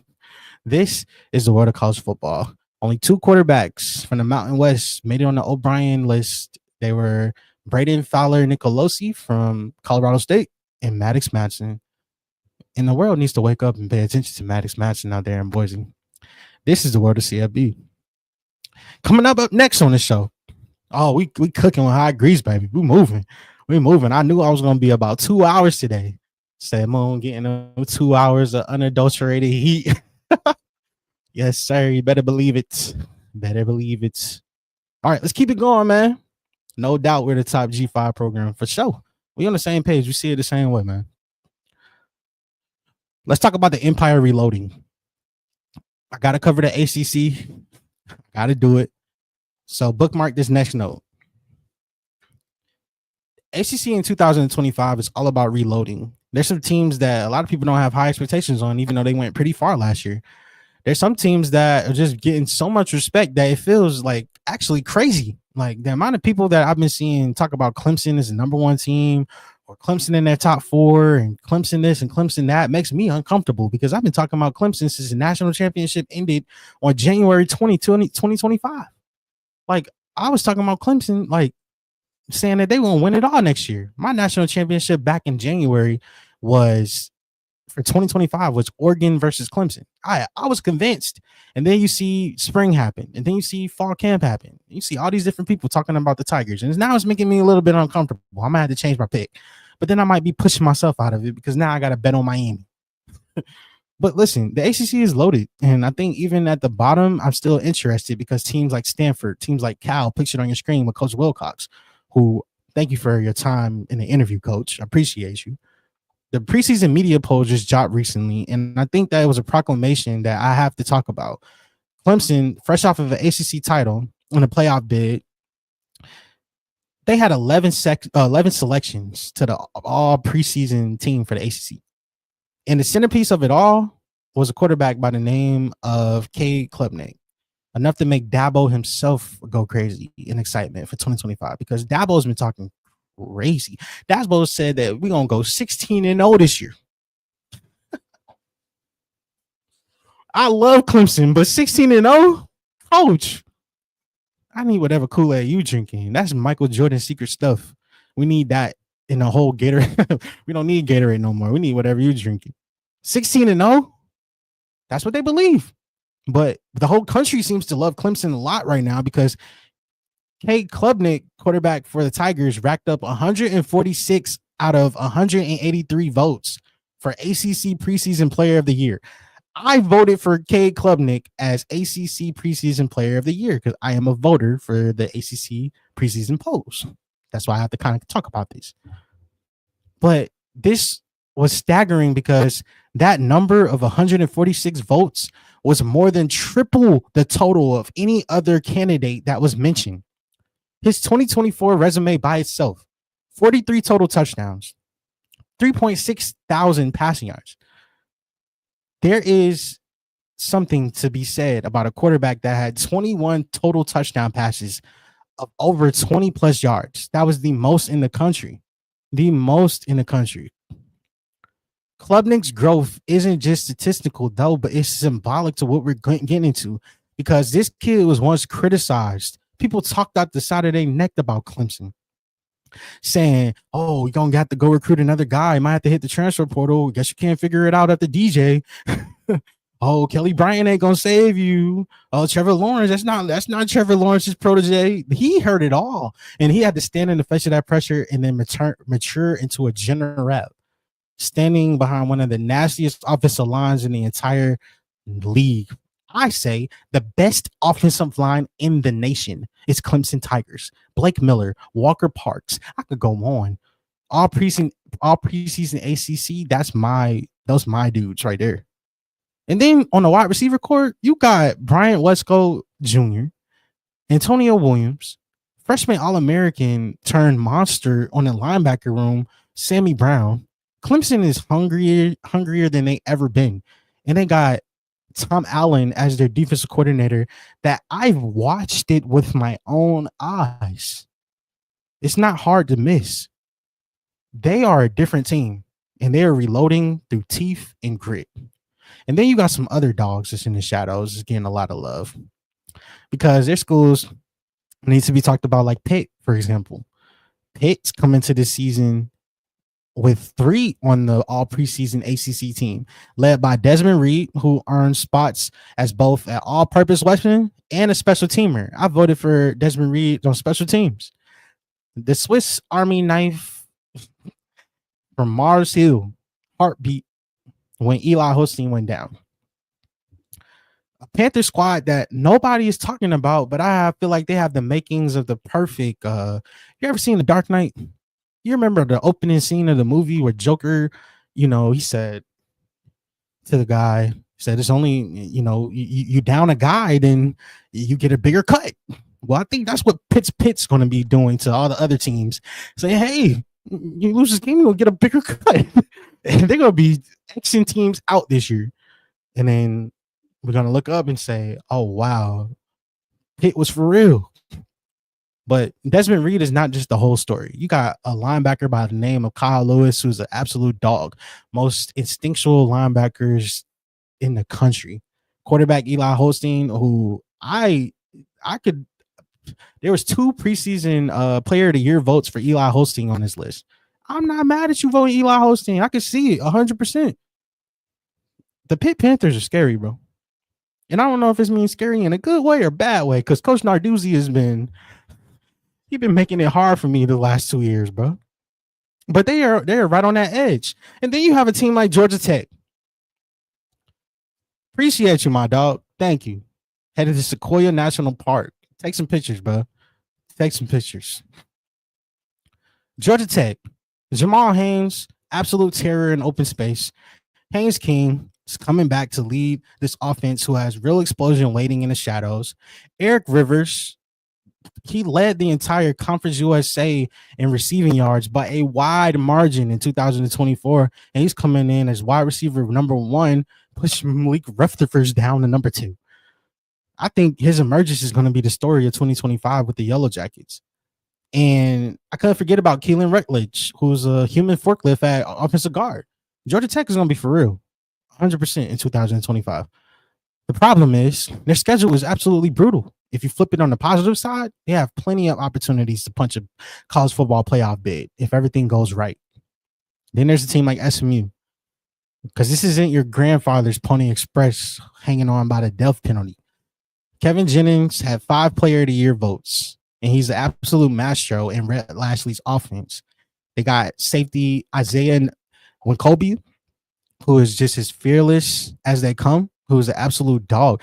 And I feel like their presence on this list is showcasing to me that like SMU is getting some love. But I think it's the other pieces of this puzzle that people are having questions and marks about for SMU. Rhett Lashley got a tall order to fulfill in 2026. Then we're going to talk about Louisville. This is going to be short, sweet, to the point.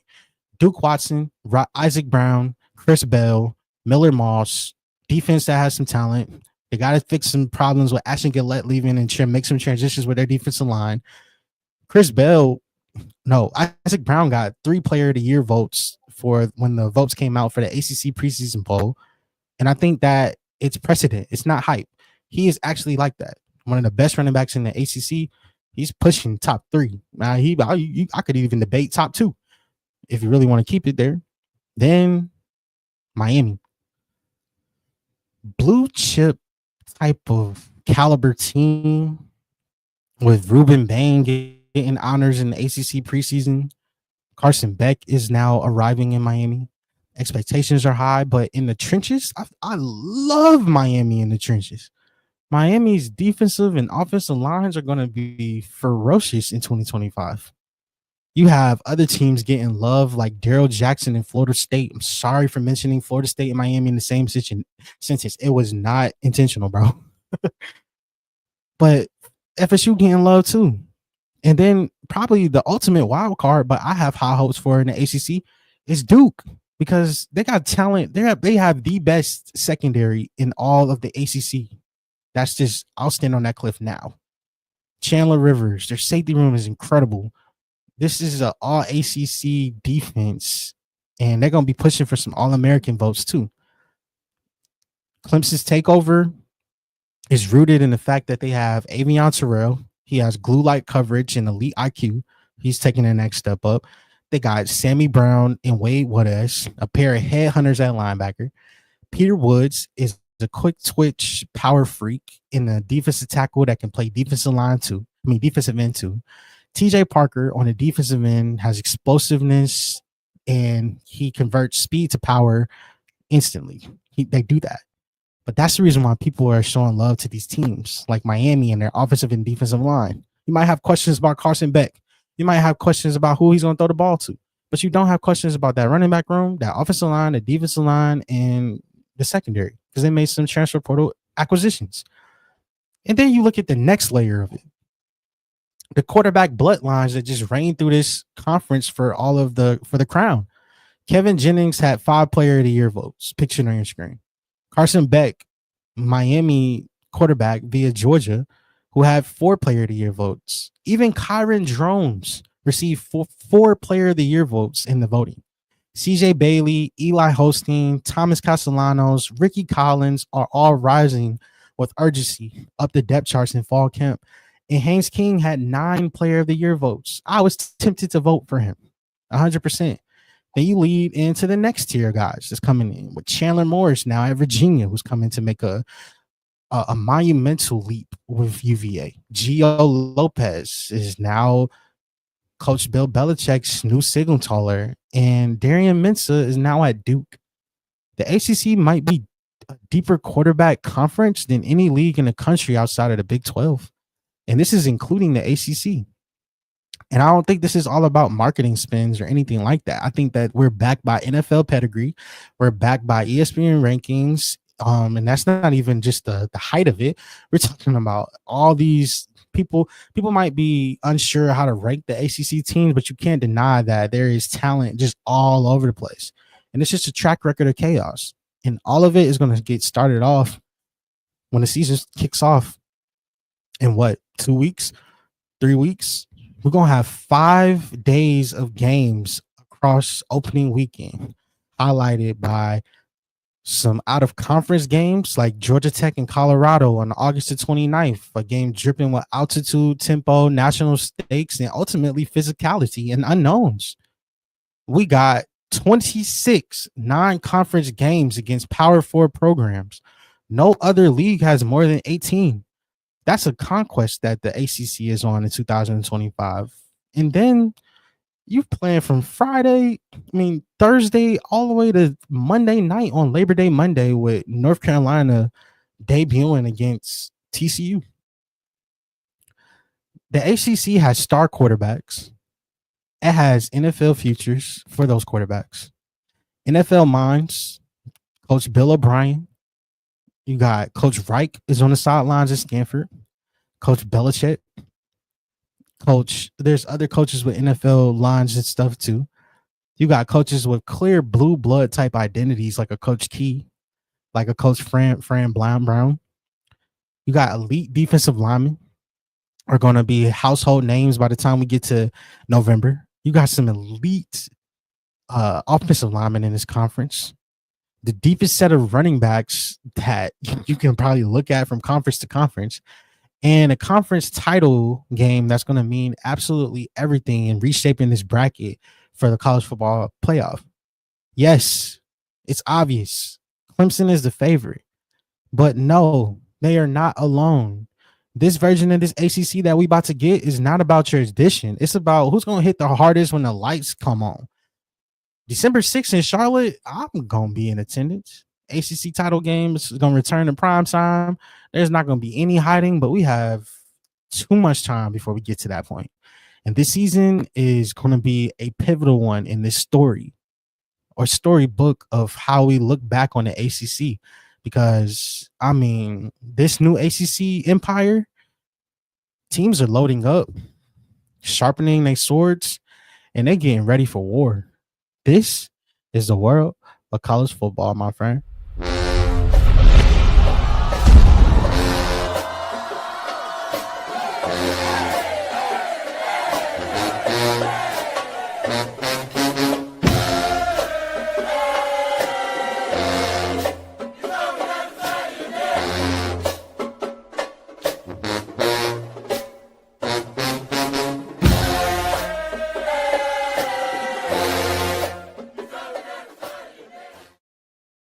Welcome to the show. I'm your boy Moon, credential media member of the CFB Nation. And I am so pleased to be able to announce that we've been putting our CFB Nation tour together and we're making a lot of progress. And we're going to be announcing where Moon's going on the CFB Nation tour. Things are subject to change because y'all know me, man. I'm the type to try to go to like 3 different games in one day. But the point is we're getting it all together. It couldn't be possible without these universities that we're in partnership in our network. So special shout out to y'all. Special shout out to the audience, because y'all watching this content, y'all sharing it, y'all being 1%ers and being here throughout the entire quote unquote off season. Hate saying that word. I'm gonna have to find another one. But we greatly appreciate you, bringing more notoriety, bringing more spotlight to our brand and what we're building out here. I've been going for an hour and 40, almost 40 minutes strong. About to close it out with a bang, man. And the story that I've been waiting to get to. This is my main event. This is the main enchilada, the granddaddy of them all. And I'm not talking about the Rose Bowl. This one is Moon's featured segment spotlight segment of a guy who, after watching his film, studying him, going back into the vault, wiping some dust off of some of his old film, looking at his story in full context. I want to break down to the world of college football and show you the deeper side of Dante Moore and show you why Oregon has a winter king that's awaiting to take his new throne in Eugene. And I believe that QB1 is in the perfect situation for greatness to happen. This is the world of CFB. And this is my deep dive on Dante Moore. Lock in, Mo. Eugene, Oregon. Picture this. All you fans that's out here. This story didn't start in Oregon. This story actually starts in Detroit. When you think about Detroit winters, they just play different for you. Like, it's not talking about just chill. You're talking about press down, packing itself into the seams of a football, and then daring you to throw it with any kind of conviction. That's what Detroit winters make you do. It makes your breath turn into smoke. It makes the snap count turn into a knife through quiet air. That's just brisk. And on nights like those at Martin Luther King Jr. High School, the chain link fence rimmed in frost, the band's brass turning bright with condensation. There was a teenager that stood behind the center with a calm that just belonged to somebody that was beyond his years. He set his hands at Martin Luther King Jr. High School, took the snap, and put a football on a line that didn't wobble not a bit in the scorching wind that we got in Detroit. That was the first crown Dante Moore ever wore on his quest to being the Winter King. The one where he forged it in lake effect air that he had to throw footballs through, or in November playoff fights or state title games where he throws for 275 yards and 4 touchdowns. And that's not a rumor. That's the plan. Now the scene has started to shift. Autzen, instead of the PSL, it's Big Ten Saturdays. Instead of the PSL finals in 2025 is going to be Oregon's schedule. That's reading like a gauntlet when I went through it. Every quarterback that's in this conference is going to have to deal with this gauntlet one way or another. But Oregon already made its Big Ten introduction feel like a takeover in 2024. The league champions in year one. The number 1 seed in the college football playoff was Oregon. Dylan Gabriel piloted that run with the veteran type of poise, moxie, or bravado that button it up, Moon. Button it up. But in 2025, the headset is off for Dante Moore. And the huddle now belongs to him. The same expectations, though. Just a sharper spotlight, tougher defenses, but to truly understand the weight of everything that I'm telling you in this story and to grasp everything that's coming, you have to go all the way back in the vault to the winter fields where he learned to throw through brutal weather, to the Rose Bowl where he learned to play through turbulence, to the year he spent in Eugene just learning when not to force a throw against a defense that you have to go up against every day in practice. You can really see what 2025 actually is, and that this is not a debut for Dante Moore by any stretch of the imagination. This is a culmination. Let me introduce you to the Winter King, Dante Moore. Before the stars were next to his name, before the Elite 11, before the All-American game, there were bus rides that smelled like wet grass and winter air and a sideline view of a state championship with his helmet in his hands. He was a freshman at Martin Luther King Jr. High School and watched the older quarterback control a huddle and filed away that memory in his memory bank and said, you know what? I'm going to work on my breath control. I'm going to work on my cadence. The way his eyes told the receivers where to be without even saying a word, how you can look off safeties and just make them feel salty about themselves and their alignments. But he ended up leaving his freshman year with something more vital, which was choreography, learning how to do it, how to master the steps of motion, By his sophomore season, he was the one that was running the show. Detroit defenses have a way of testing you fast and teaching you how to grow up. And Dante Moore answered those expectations by throwing wide receivers open and not just to them.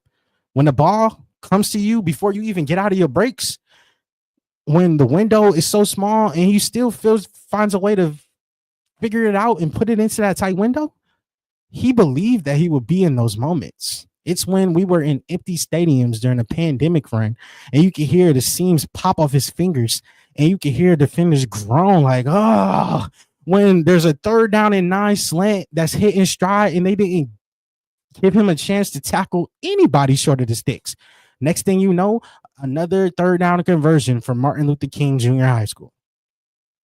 And then he turned that into national stretch of dominance. And I mean dominance. 2 years as a local problem turning into a national priority. As a junior, he set records, lying to safeties with his eyes and punishing corners who drifted a half a step. As a senior, he went into absolute overdrive. And I mean, 2,300 yards, 32 touchdowns, 3 interceptions. The encore, though, is when he took over in the state championship game against Muskegon. 21 of 26, efficiency personified, 4 touchdowns, 275 yards. And he made it all look easy. Those are the games that may not have made him a 5-star, but they revealed that that label that they want to give him is actually a great fit. His arm is real. The touch was layered, but the differentiator was the metabolism, the way that his heartbeat seems to slow down when there are high pressure moments that make most quarterbacks speed up. And you get bred in Detroit winners. And now that calm starts to turn into a competitive edge. And he has carried that competitive edge with him every single stop that he's been on. So now that ends us chapter 1. It takes us to chapter 2, the UCLA days, where they were full of sunshine and getting your first scar tissue of what college football actually is. There's a mythology to quarterbacking in California. You get the sunlit practice fields, the ball spinning clean out of your hands. You talk about timing routes hitting you right in motion under perfect skies. But Dante Moore got the sun for sure. But he also got a part of college football that doesn't fit into an Instagram reel. In week 1, 2023, Coastal Carolina, a true freshman in the Rose Bowl with 60,000 plus fans breathing down your decisions. The first drive, quick rhythm script, you get tempo calls that you drilled 100 times in practice.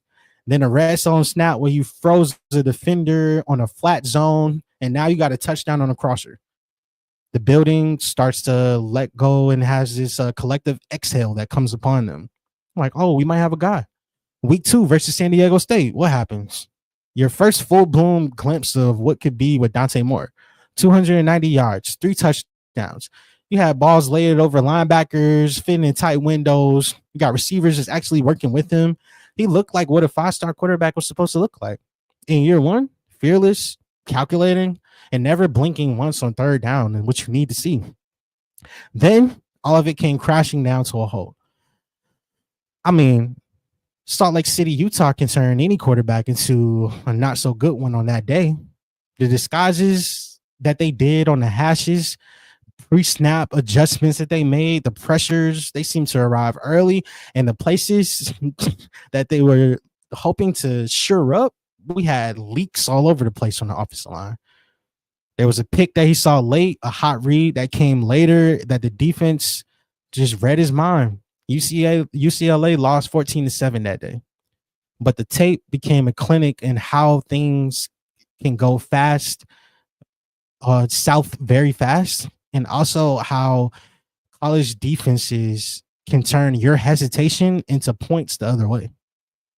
But ultimately, what did Dante Moore do? He responded.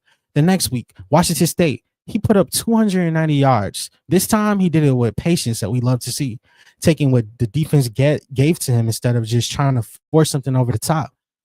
He hit them chunk plays underneath, and he played with a sense of command. He worked the seams like he was supposed to do. He did everything from making cornerbacks squat down in their coverage because they don't know what he's about to do. You can't read his eyes.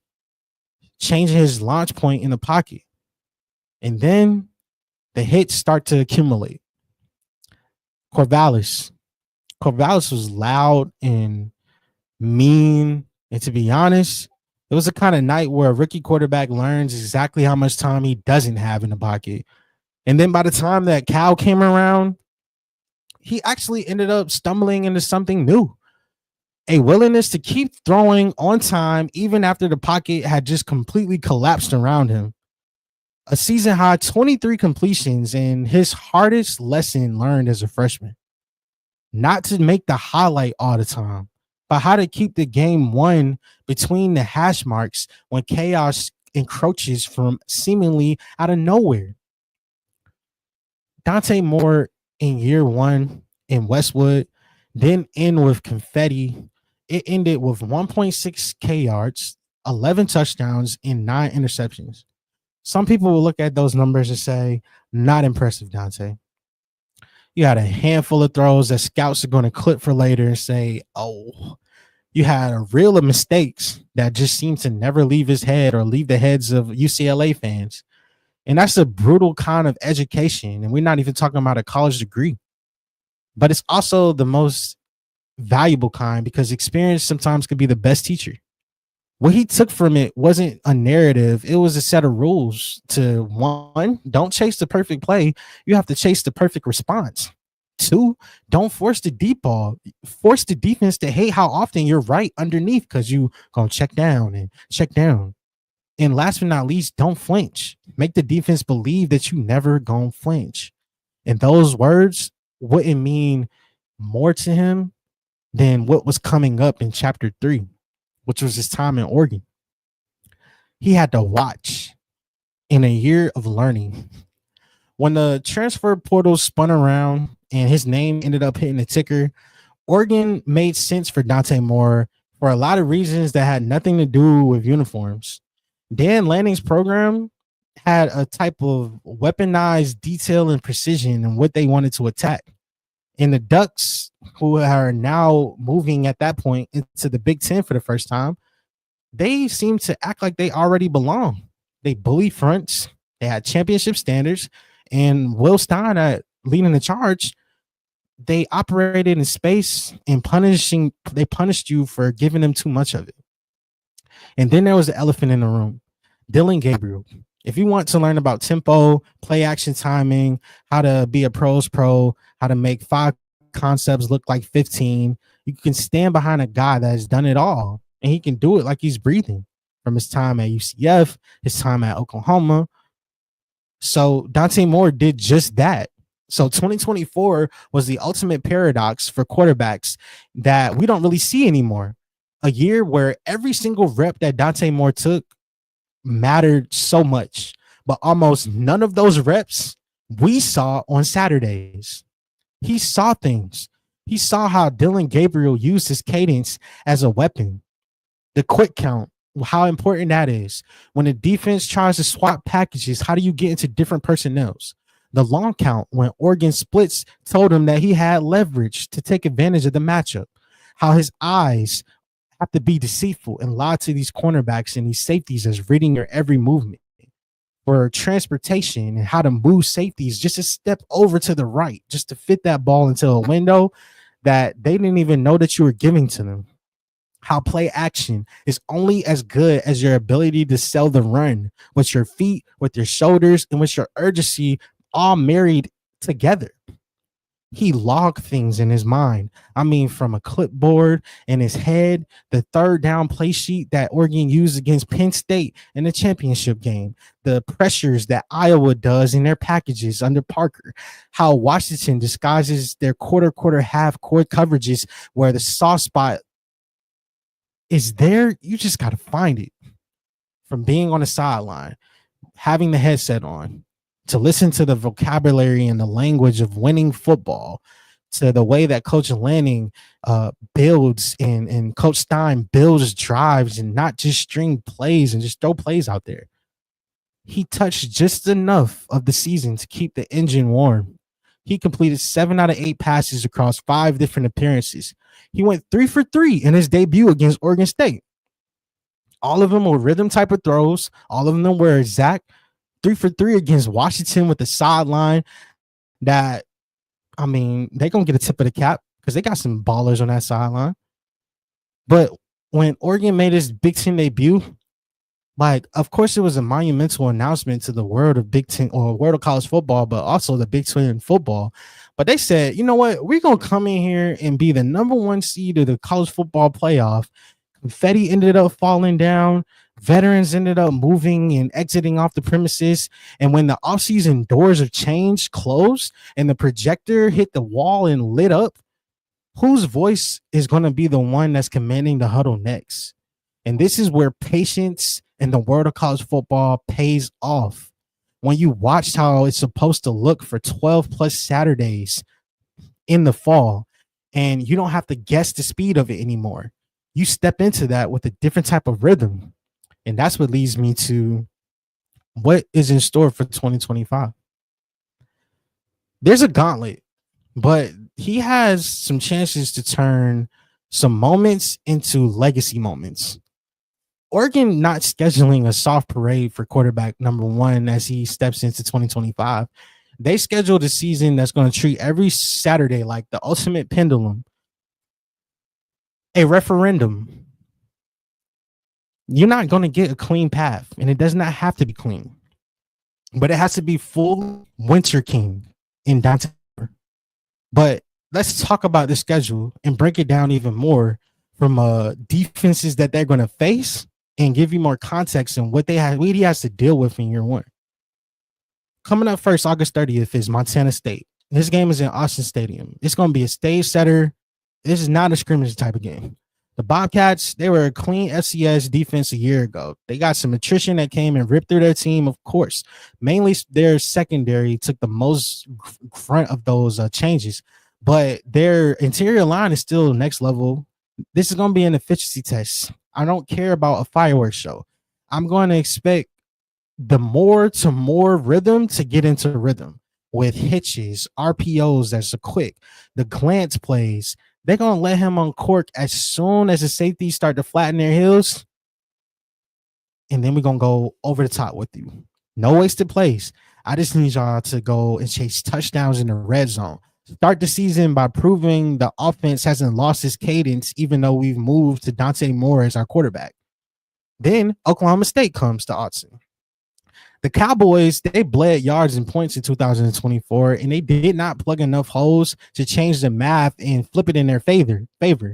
My thought process and my main question is, how fast can Oregon hunt explosive plays on Saturday against Oklahoma State? And if Dante Moore's pocket is there and Stein's call sheet is loaded, then I think that this afternoon that they have in Autzen is going to be an announcement to the world. Make no mistake, it's a hidden test, and it's a test of handling prosperity. You're going to have a big lead. You can't get lazy with your eyes. You didn't wait a year for you to throw late over the middle. Can't have that happen in this game. That's why Oklahoma State is so important. And then Big Noon, Northwestern, your first road test in the Big Ten, first chance for us to get in rhythm. Northwestern isn't as loaded as they once were. However, they still got some dogs, and they always are the cardiac Wildcats. They thrive in games that are close. Oregon, they got a great matchup. Like, it's going to be a great matchup on matchup game. But when you talk about the Big Ten and the state of it, you don't want to be in a fourth quarter wrestling match with Northwestern. This is going to be a game where you work on your cadence, your command on the road. The first two tries to see how a 3rd down and 7 and how those play calls vary over the course of the game, how different coverages flip and switch. This is going to be your first road game and your first business trip out there on September the 13th at Northwestern. Then September the 20th, rivalry game. You don't have to coach the emotion out of a rivalry game. It's just there. It's just a part of the structure. When you look at the Beavers and what they're coming up to, it's a revamped team. Games like this is why you spend 2024 listening to how veterans reset after a mistake. This is why you look at the team and you say, hey, the emotions aside, like we have to still be disciplined and play ball.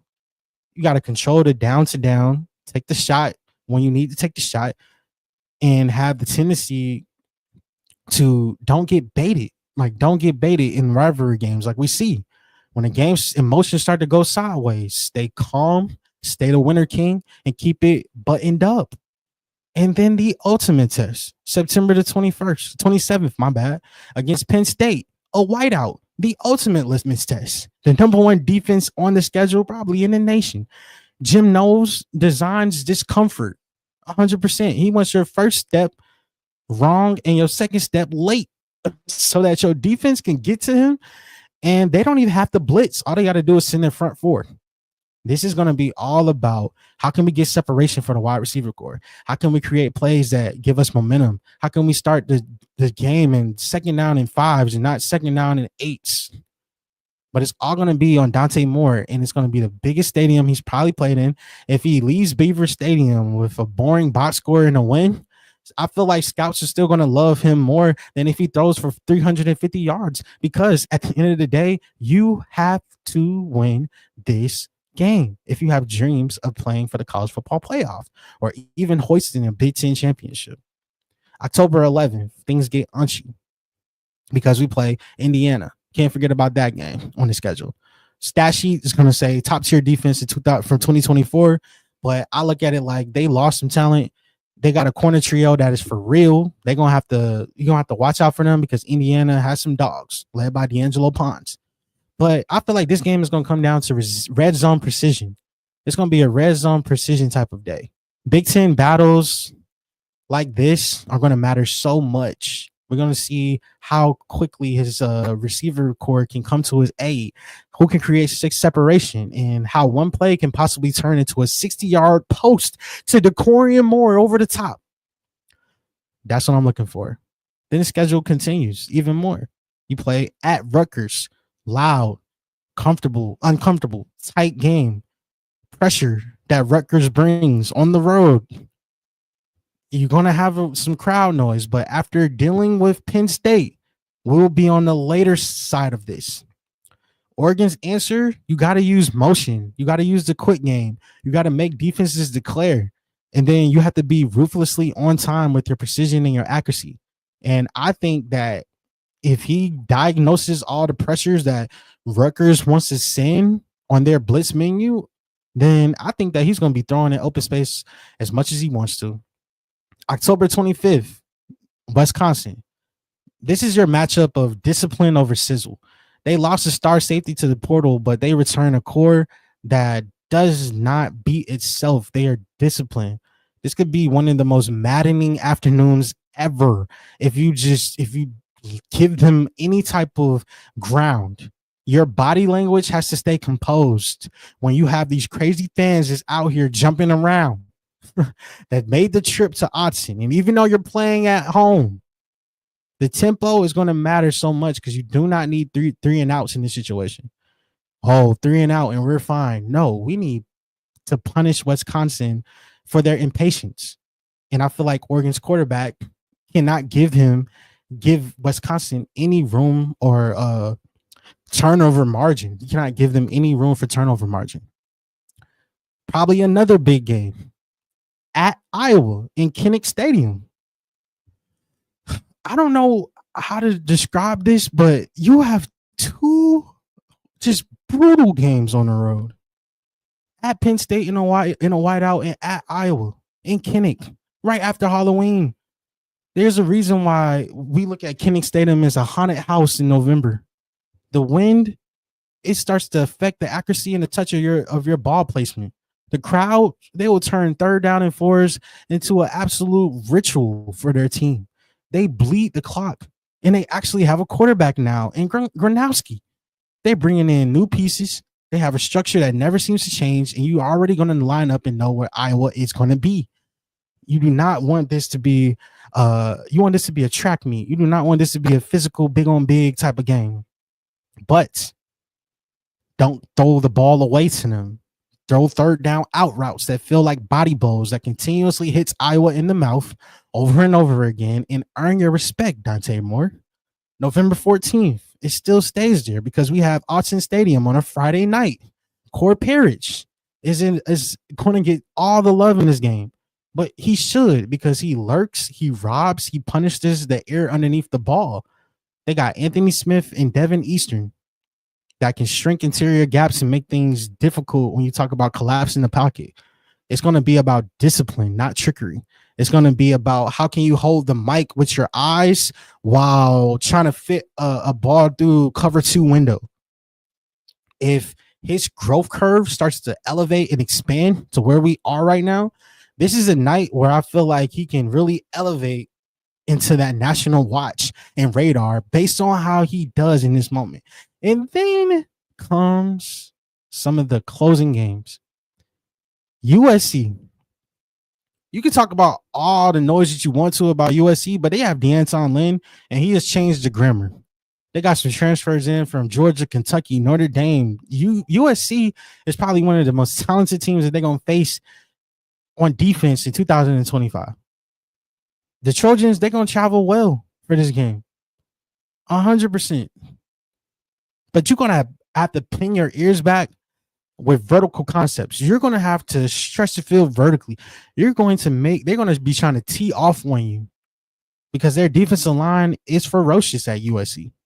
But this is a posting for your Heisman moment campaign in a kind of stage that if Dante Moore and the Ducks are humming at this point in time, this is where the conversation starts to switch and the December room start to say, whoa, Oregon got a dude that we need to be giving some more love to in this campaign. And then it closes out against the Huskies in Rivalry Stadium. What the records that don't say to you is that the rivalry night resets all of the expectation. Washington, they got some big time transfers in Takario Davis and Jacob Manu. Defensive voice, Steve Belichick's exit. They got some unfamiliar things that they got to work out right now, but they still got speed at the second level. They got length on the outside, and they got a front seven that can muddy up some reads for Dante Moore.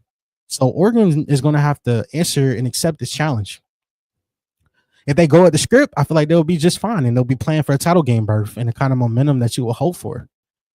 But you only have 12 tests on the schedule to get the job done, and the only guarantee is that Dante Moore is going to be measured by what he does when the plan requires edits, and you have to think on the fly. And that's going to be dripped and oozed all over this schedule. When you put it all together for what it is that I told you about this kid pictured on your screen, from the PSL nights to the Rose Bowl snaps that turn into necessary bruises, from the Martin Luther King Jr. days, throwing in the Detroit weather, winning championships galore, and putting your name etched in the history books, not only as a top recruit in your area, but doing something that is just uncommon to see really in high school football. You see his elevation and what he had to deal with in the dog days of UCLA to where he is waiting behind Dylan Gabriel in 2024 to where he is now on the cusp of being the unquestioned QB1. I feel like the question was answered a long time ago when the ball cut through the Detroit wind like it owed him some money. It's never been a question of poise. We see him stand inside collapsing pockets and keep throwing on time, on the money. It isn't a question of system fit because with Will Stein's offense, they're going to be on a different type of level of operating this year. This is what happens when you let patience actually work how it's supposed to. When you run and you do not flinch at all, no matter what adversity is brought to you. What remains this fall are the Saturdays where Dante Moore is quarterback one for Oregon. And the 3rd down and 8s when we're at Penn State and you absolutely need it. Or that final drive when we get to the end of the year against Seattle, when we have a rivalry game that's on the line, or that trip to Kinnick Stadium facing Iowa, and you need it against a defense that you know is a juggernaut. You're going to need the perfect marriage between Dan Lanning, this office's coordinators, the staff that's around him, and all the work that you put in waiting for your turn. Oregon, their schedule is not about easing into anything. So, yes, the crown is heavier this time for the Winter King. The Big Ten edge rushers and night games that's coming, it's gonna feel intense, Dante. But it's gleaming with potential and expectation that Oregon will be the last team standing in the Big Ten yet again. It carries a weight that this quarterback who has been waiting his turn finally deserves to wear the colors that he boasts proudly. This crown may have shifted just a little bit, dealing with the adversity of UCLA and being out there or waiting your turn. But for a kid who has that inner dog, whose heartbeat slows down when games become bigger, when the ball comes out, it looks different from his arm than other guys. When the window is a little smaller, he can fit it in there. He's a Detroit-born kid. Westwood heart in that frame of him, and Eugene has completely refined it. Now, when the lights come on this fall, and you're able to see Dante Moore take cadence, you have to think about one thing and one thing only. The Winter King's throne is 100 yards long and 53 and a half yards wide. And this league already knows that Oregon sits at the top of it right now. However, this season is going to decide whether or not Dante Moore and the Oregon Ducks can stay there, and how loudly the rest of the college football is going to say his name when we are having these conversations about Oregon and the Ducks. The rest of the nation might not be on one or aware of who he is, but I wanted to spend time to tell you about his journey from the days at MLK to everything that he's had to endure, from tough games and the tough games that's on his schedule for this season, to show you that this kid, he's been waiting for his moment. And sometimes it just pays off to wait your turn. This is the world of CFB. Whew. Let's get to it, baby. Just sweated out my hat and everything, man. Yes, I'm happy, bro. Got 2 hours of unadulterated heat for you. Go ahead, share it, man. Share it with people that you know. Make them a college football fan. If you watch and tune into the show for a little bit of time, a lot of bit of time, watch the whole thing or watch me in my big head for 2 seconds and say, ew, no, change the channel. Well, guess what? I still appreciate you. College football appreciates me, and I appreciate college football. You know, we pour heart, sweat, blood into this, and we will receive our rightful due, just like Oregon and Dante Moore will. That's probably the deepest dive that I took into a player, but I feel like he deserves it. Hopefully his family comes around and sees that. Hopefully Dante Moore comes around and sees that. Oregon fans come around and see that. And people that are questioning him or don't know much about him, hopefully we can open your eyes to show that, like, this kid's been through a lot and he's made for this moment right now. For a jam-packed show where we talked about a lot, from the FCS and different changes going on in the pulse of college football and the HBCU ranks, to ULM and the changes that they have going on with Coach Vincent not only being the head coach of the football team, but also the interim AD. He got to have conversations with the Sun Belt Conference about NIL deals and structure of revenue, while also leading his most important 2025 college football season. We talked about Blake Horvath and how he's Navy's GOAT and why he is just primed to break out in 2025, year of our Lord. We talked about the ACC being reloaded and broke down their ACC preseason polls. Clemson is the favorite, but there's still teams, there's quarterbacks galore, offensive lines that are lethal, and there's moments that are about to be had and taken advantage of in 2025 for some teams to write the scripts for their seasons the way they want to, not the way we, the media, want to paint it to be. We talked about Boise and a quarterback that's built in Boise, Idaho, and Maddox Matson absolutely growing crazy in 2024. And what's on the horizon for 2025? And Boise just got ranked 25 in the AP poll. So shout out to Boise being the best group of 5 school. Well, they got to win week 1. They win week 1, we'll really be talking, bro. And then outside of that, we also just culminated the show giving some love to the Winter King, Dante Moore. and Oregon Ducks. So I think we covered a lot of different conferences on this episode. So for me, your host, credential media member of DCFB Nation, tour of the college football world, a person that's extremely excited for college football to return to us, I send y'all off into y'all day. Make it a great one. And until next time, my friend, you should know this is the world of CFB.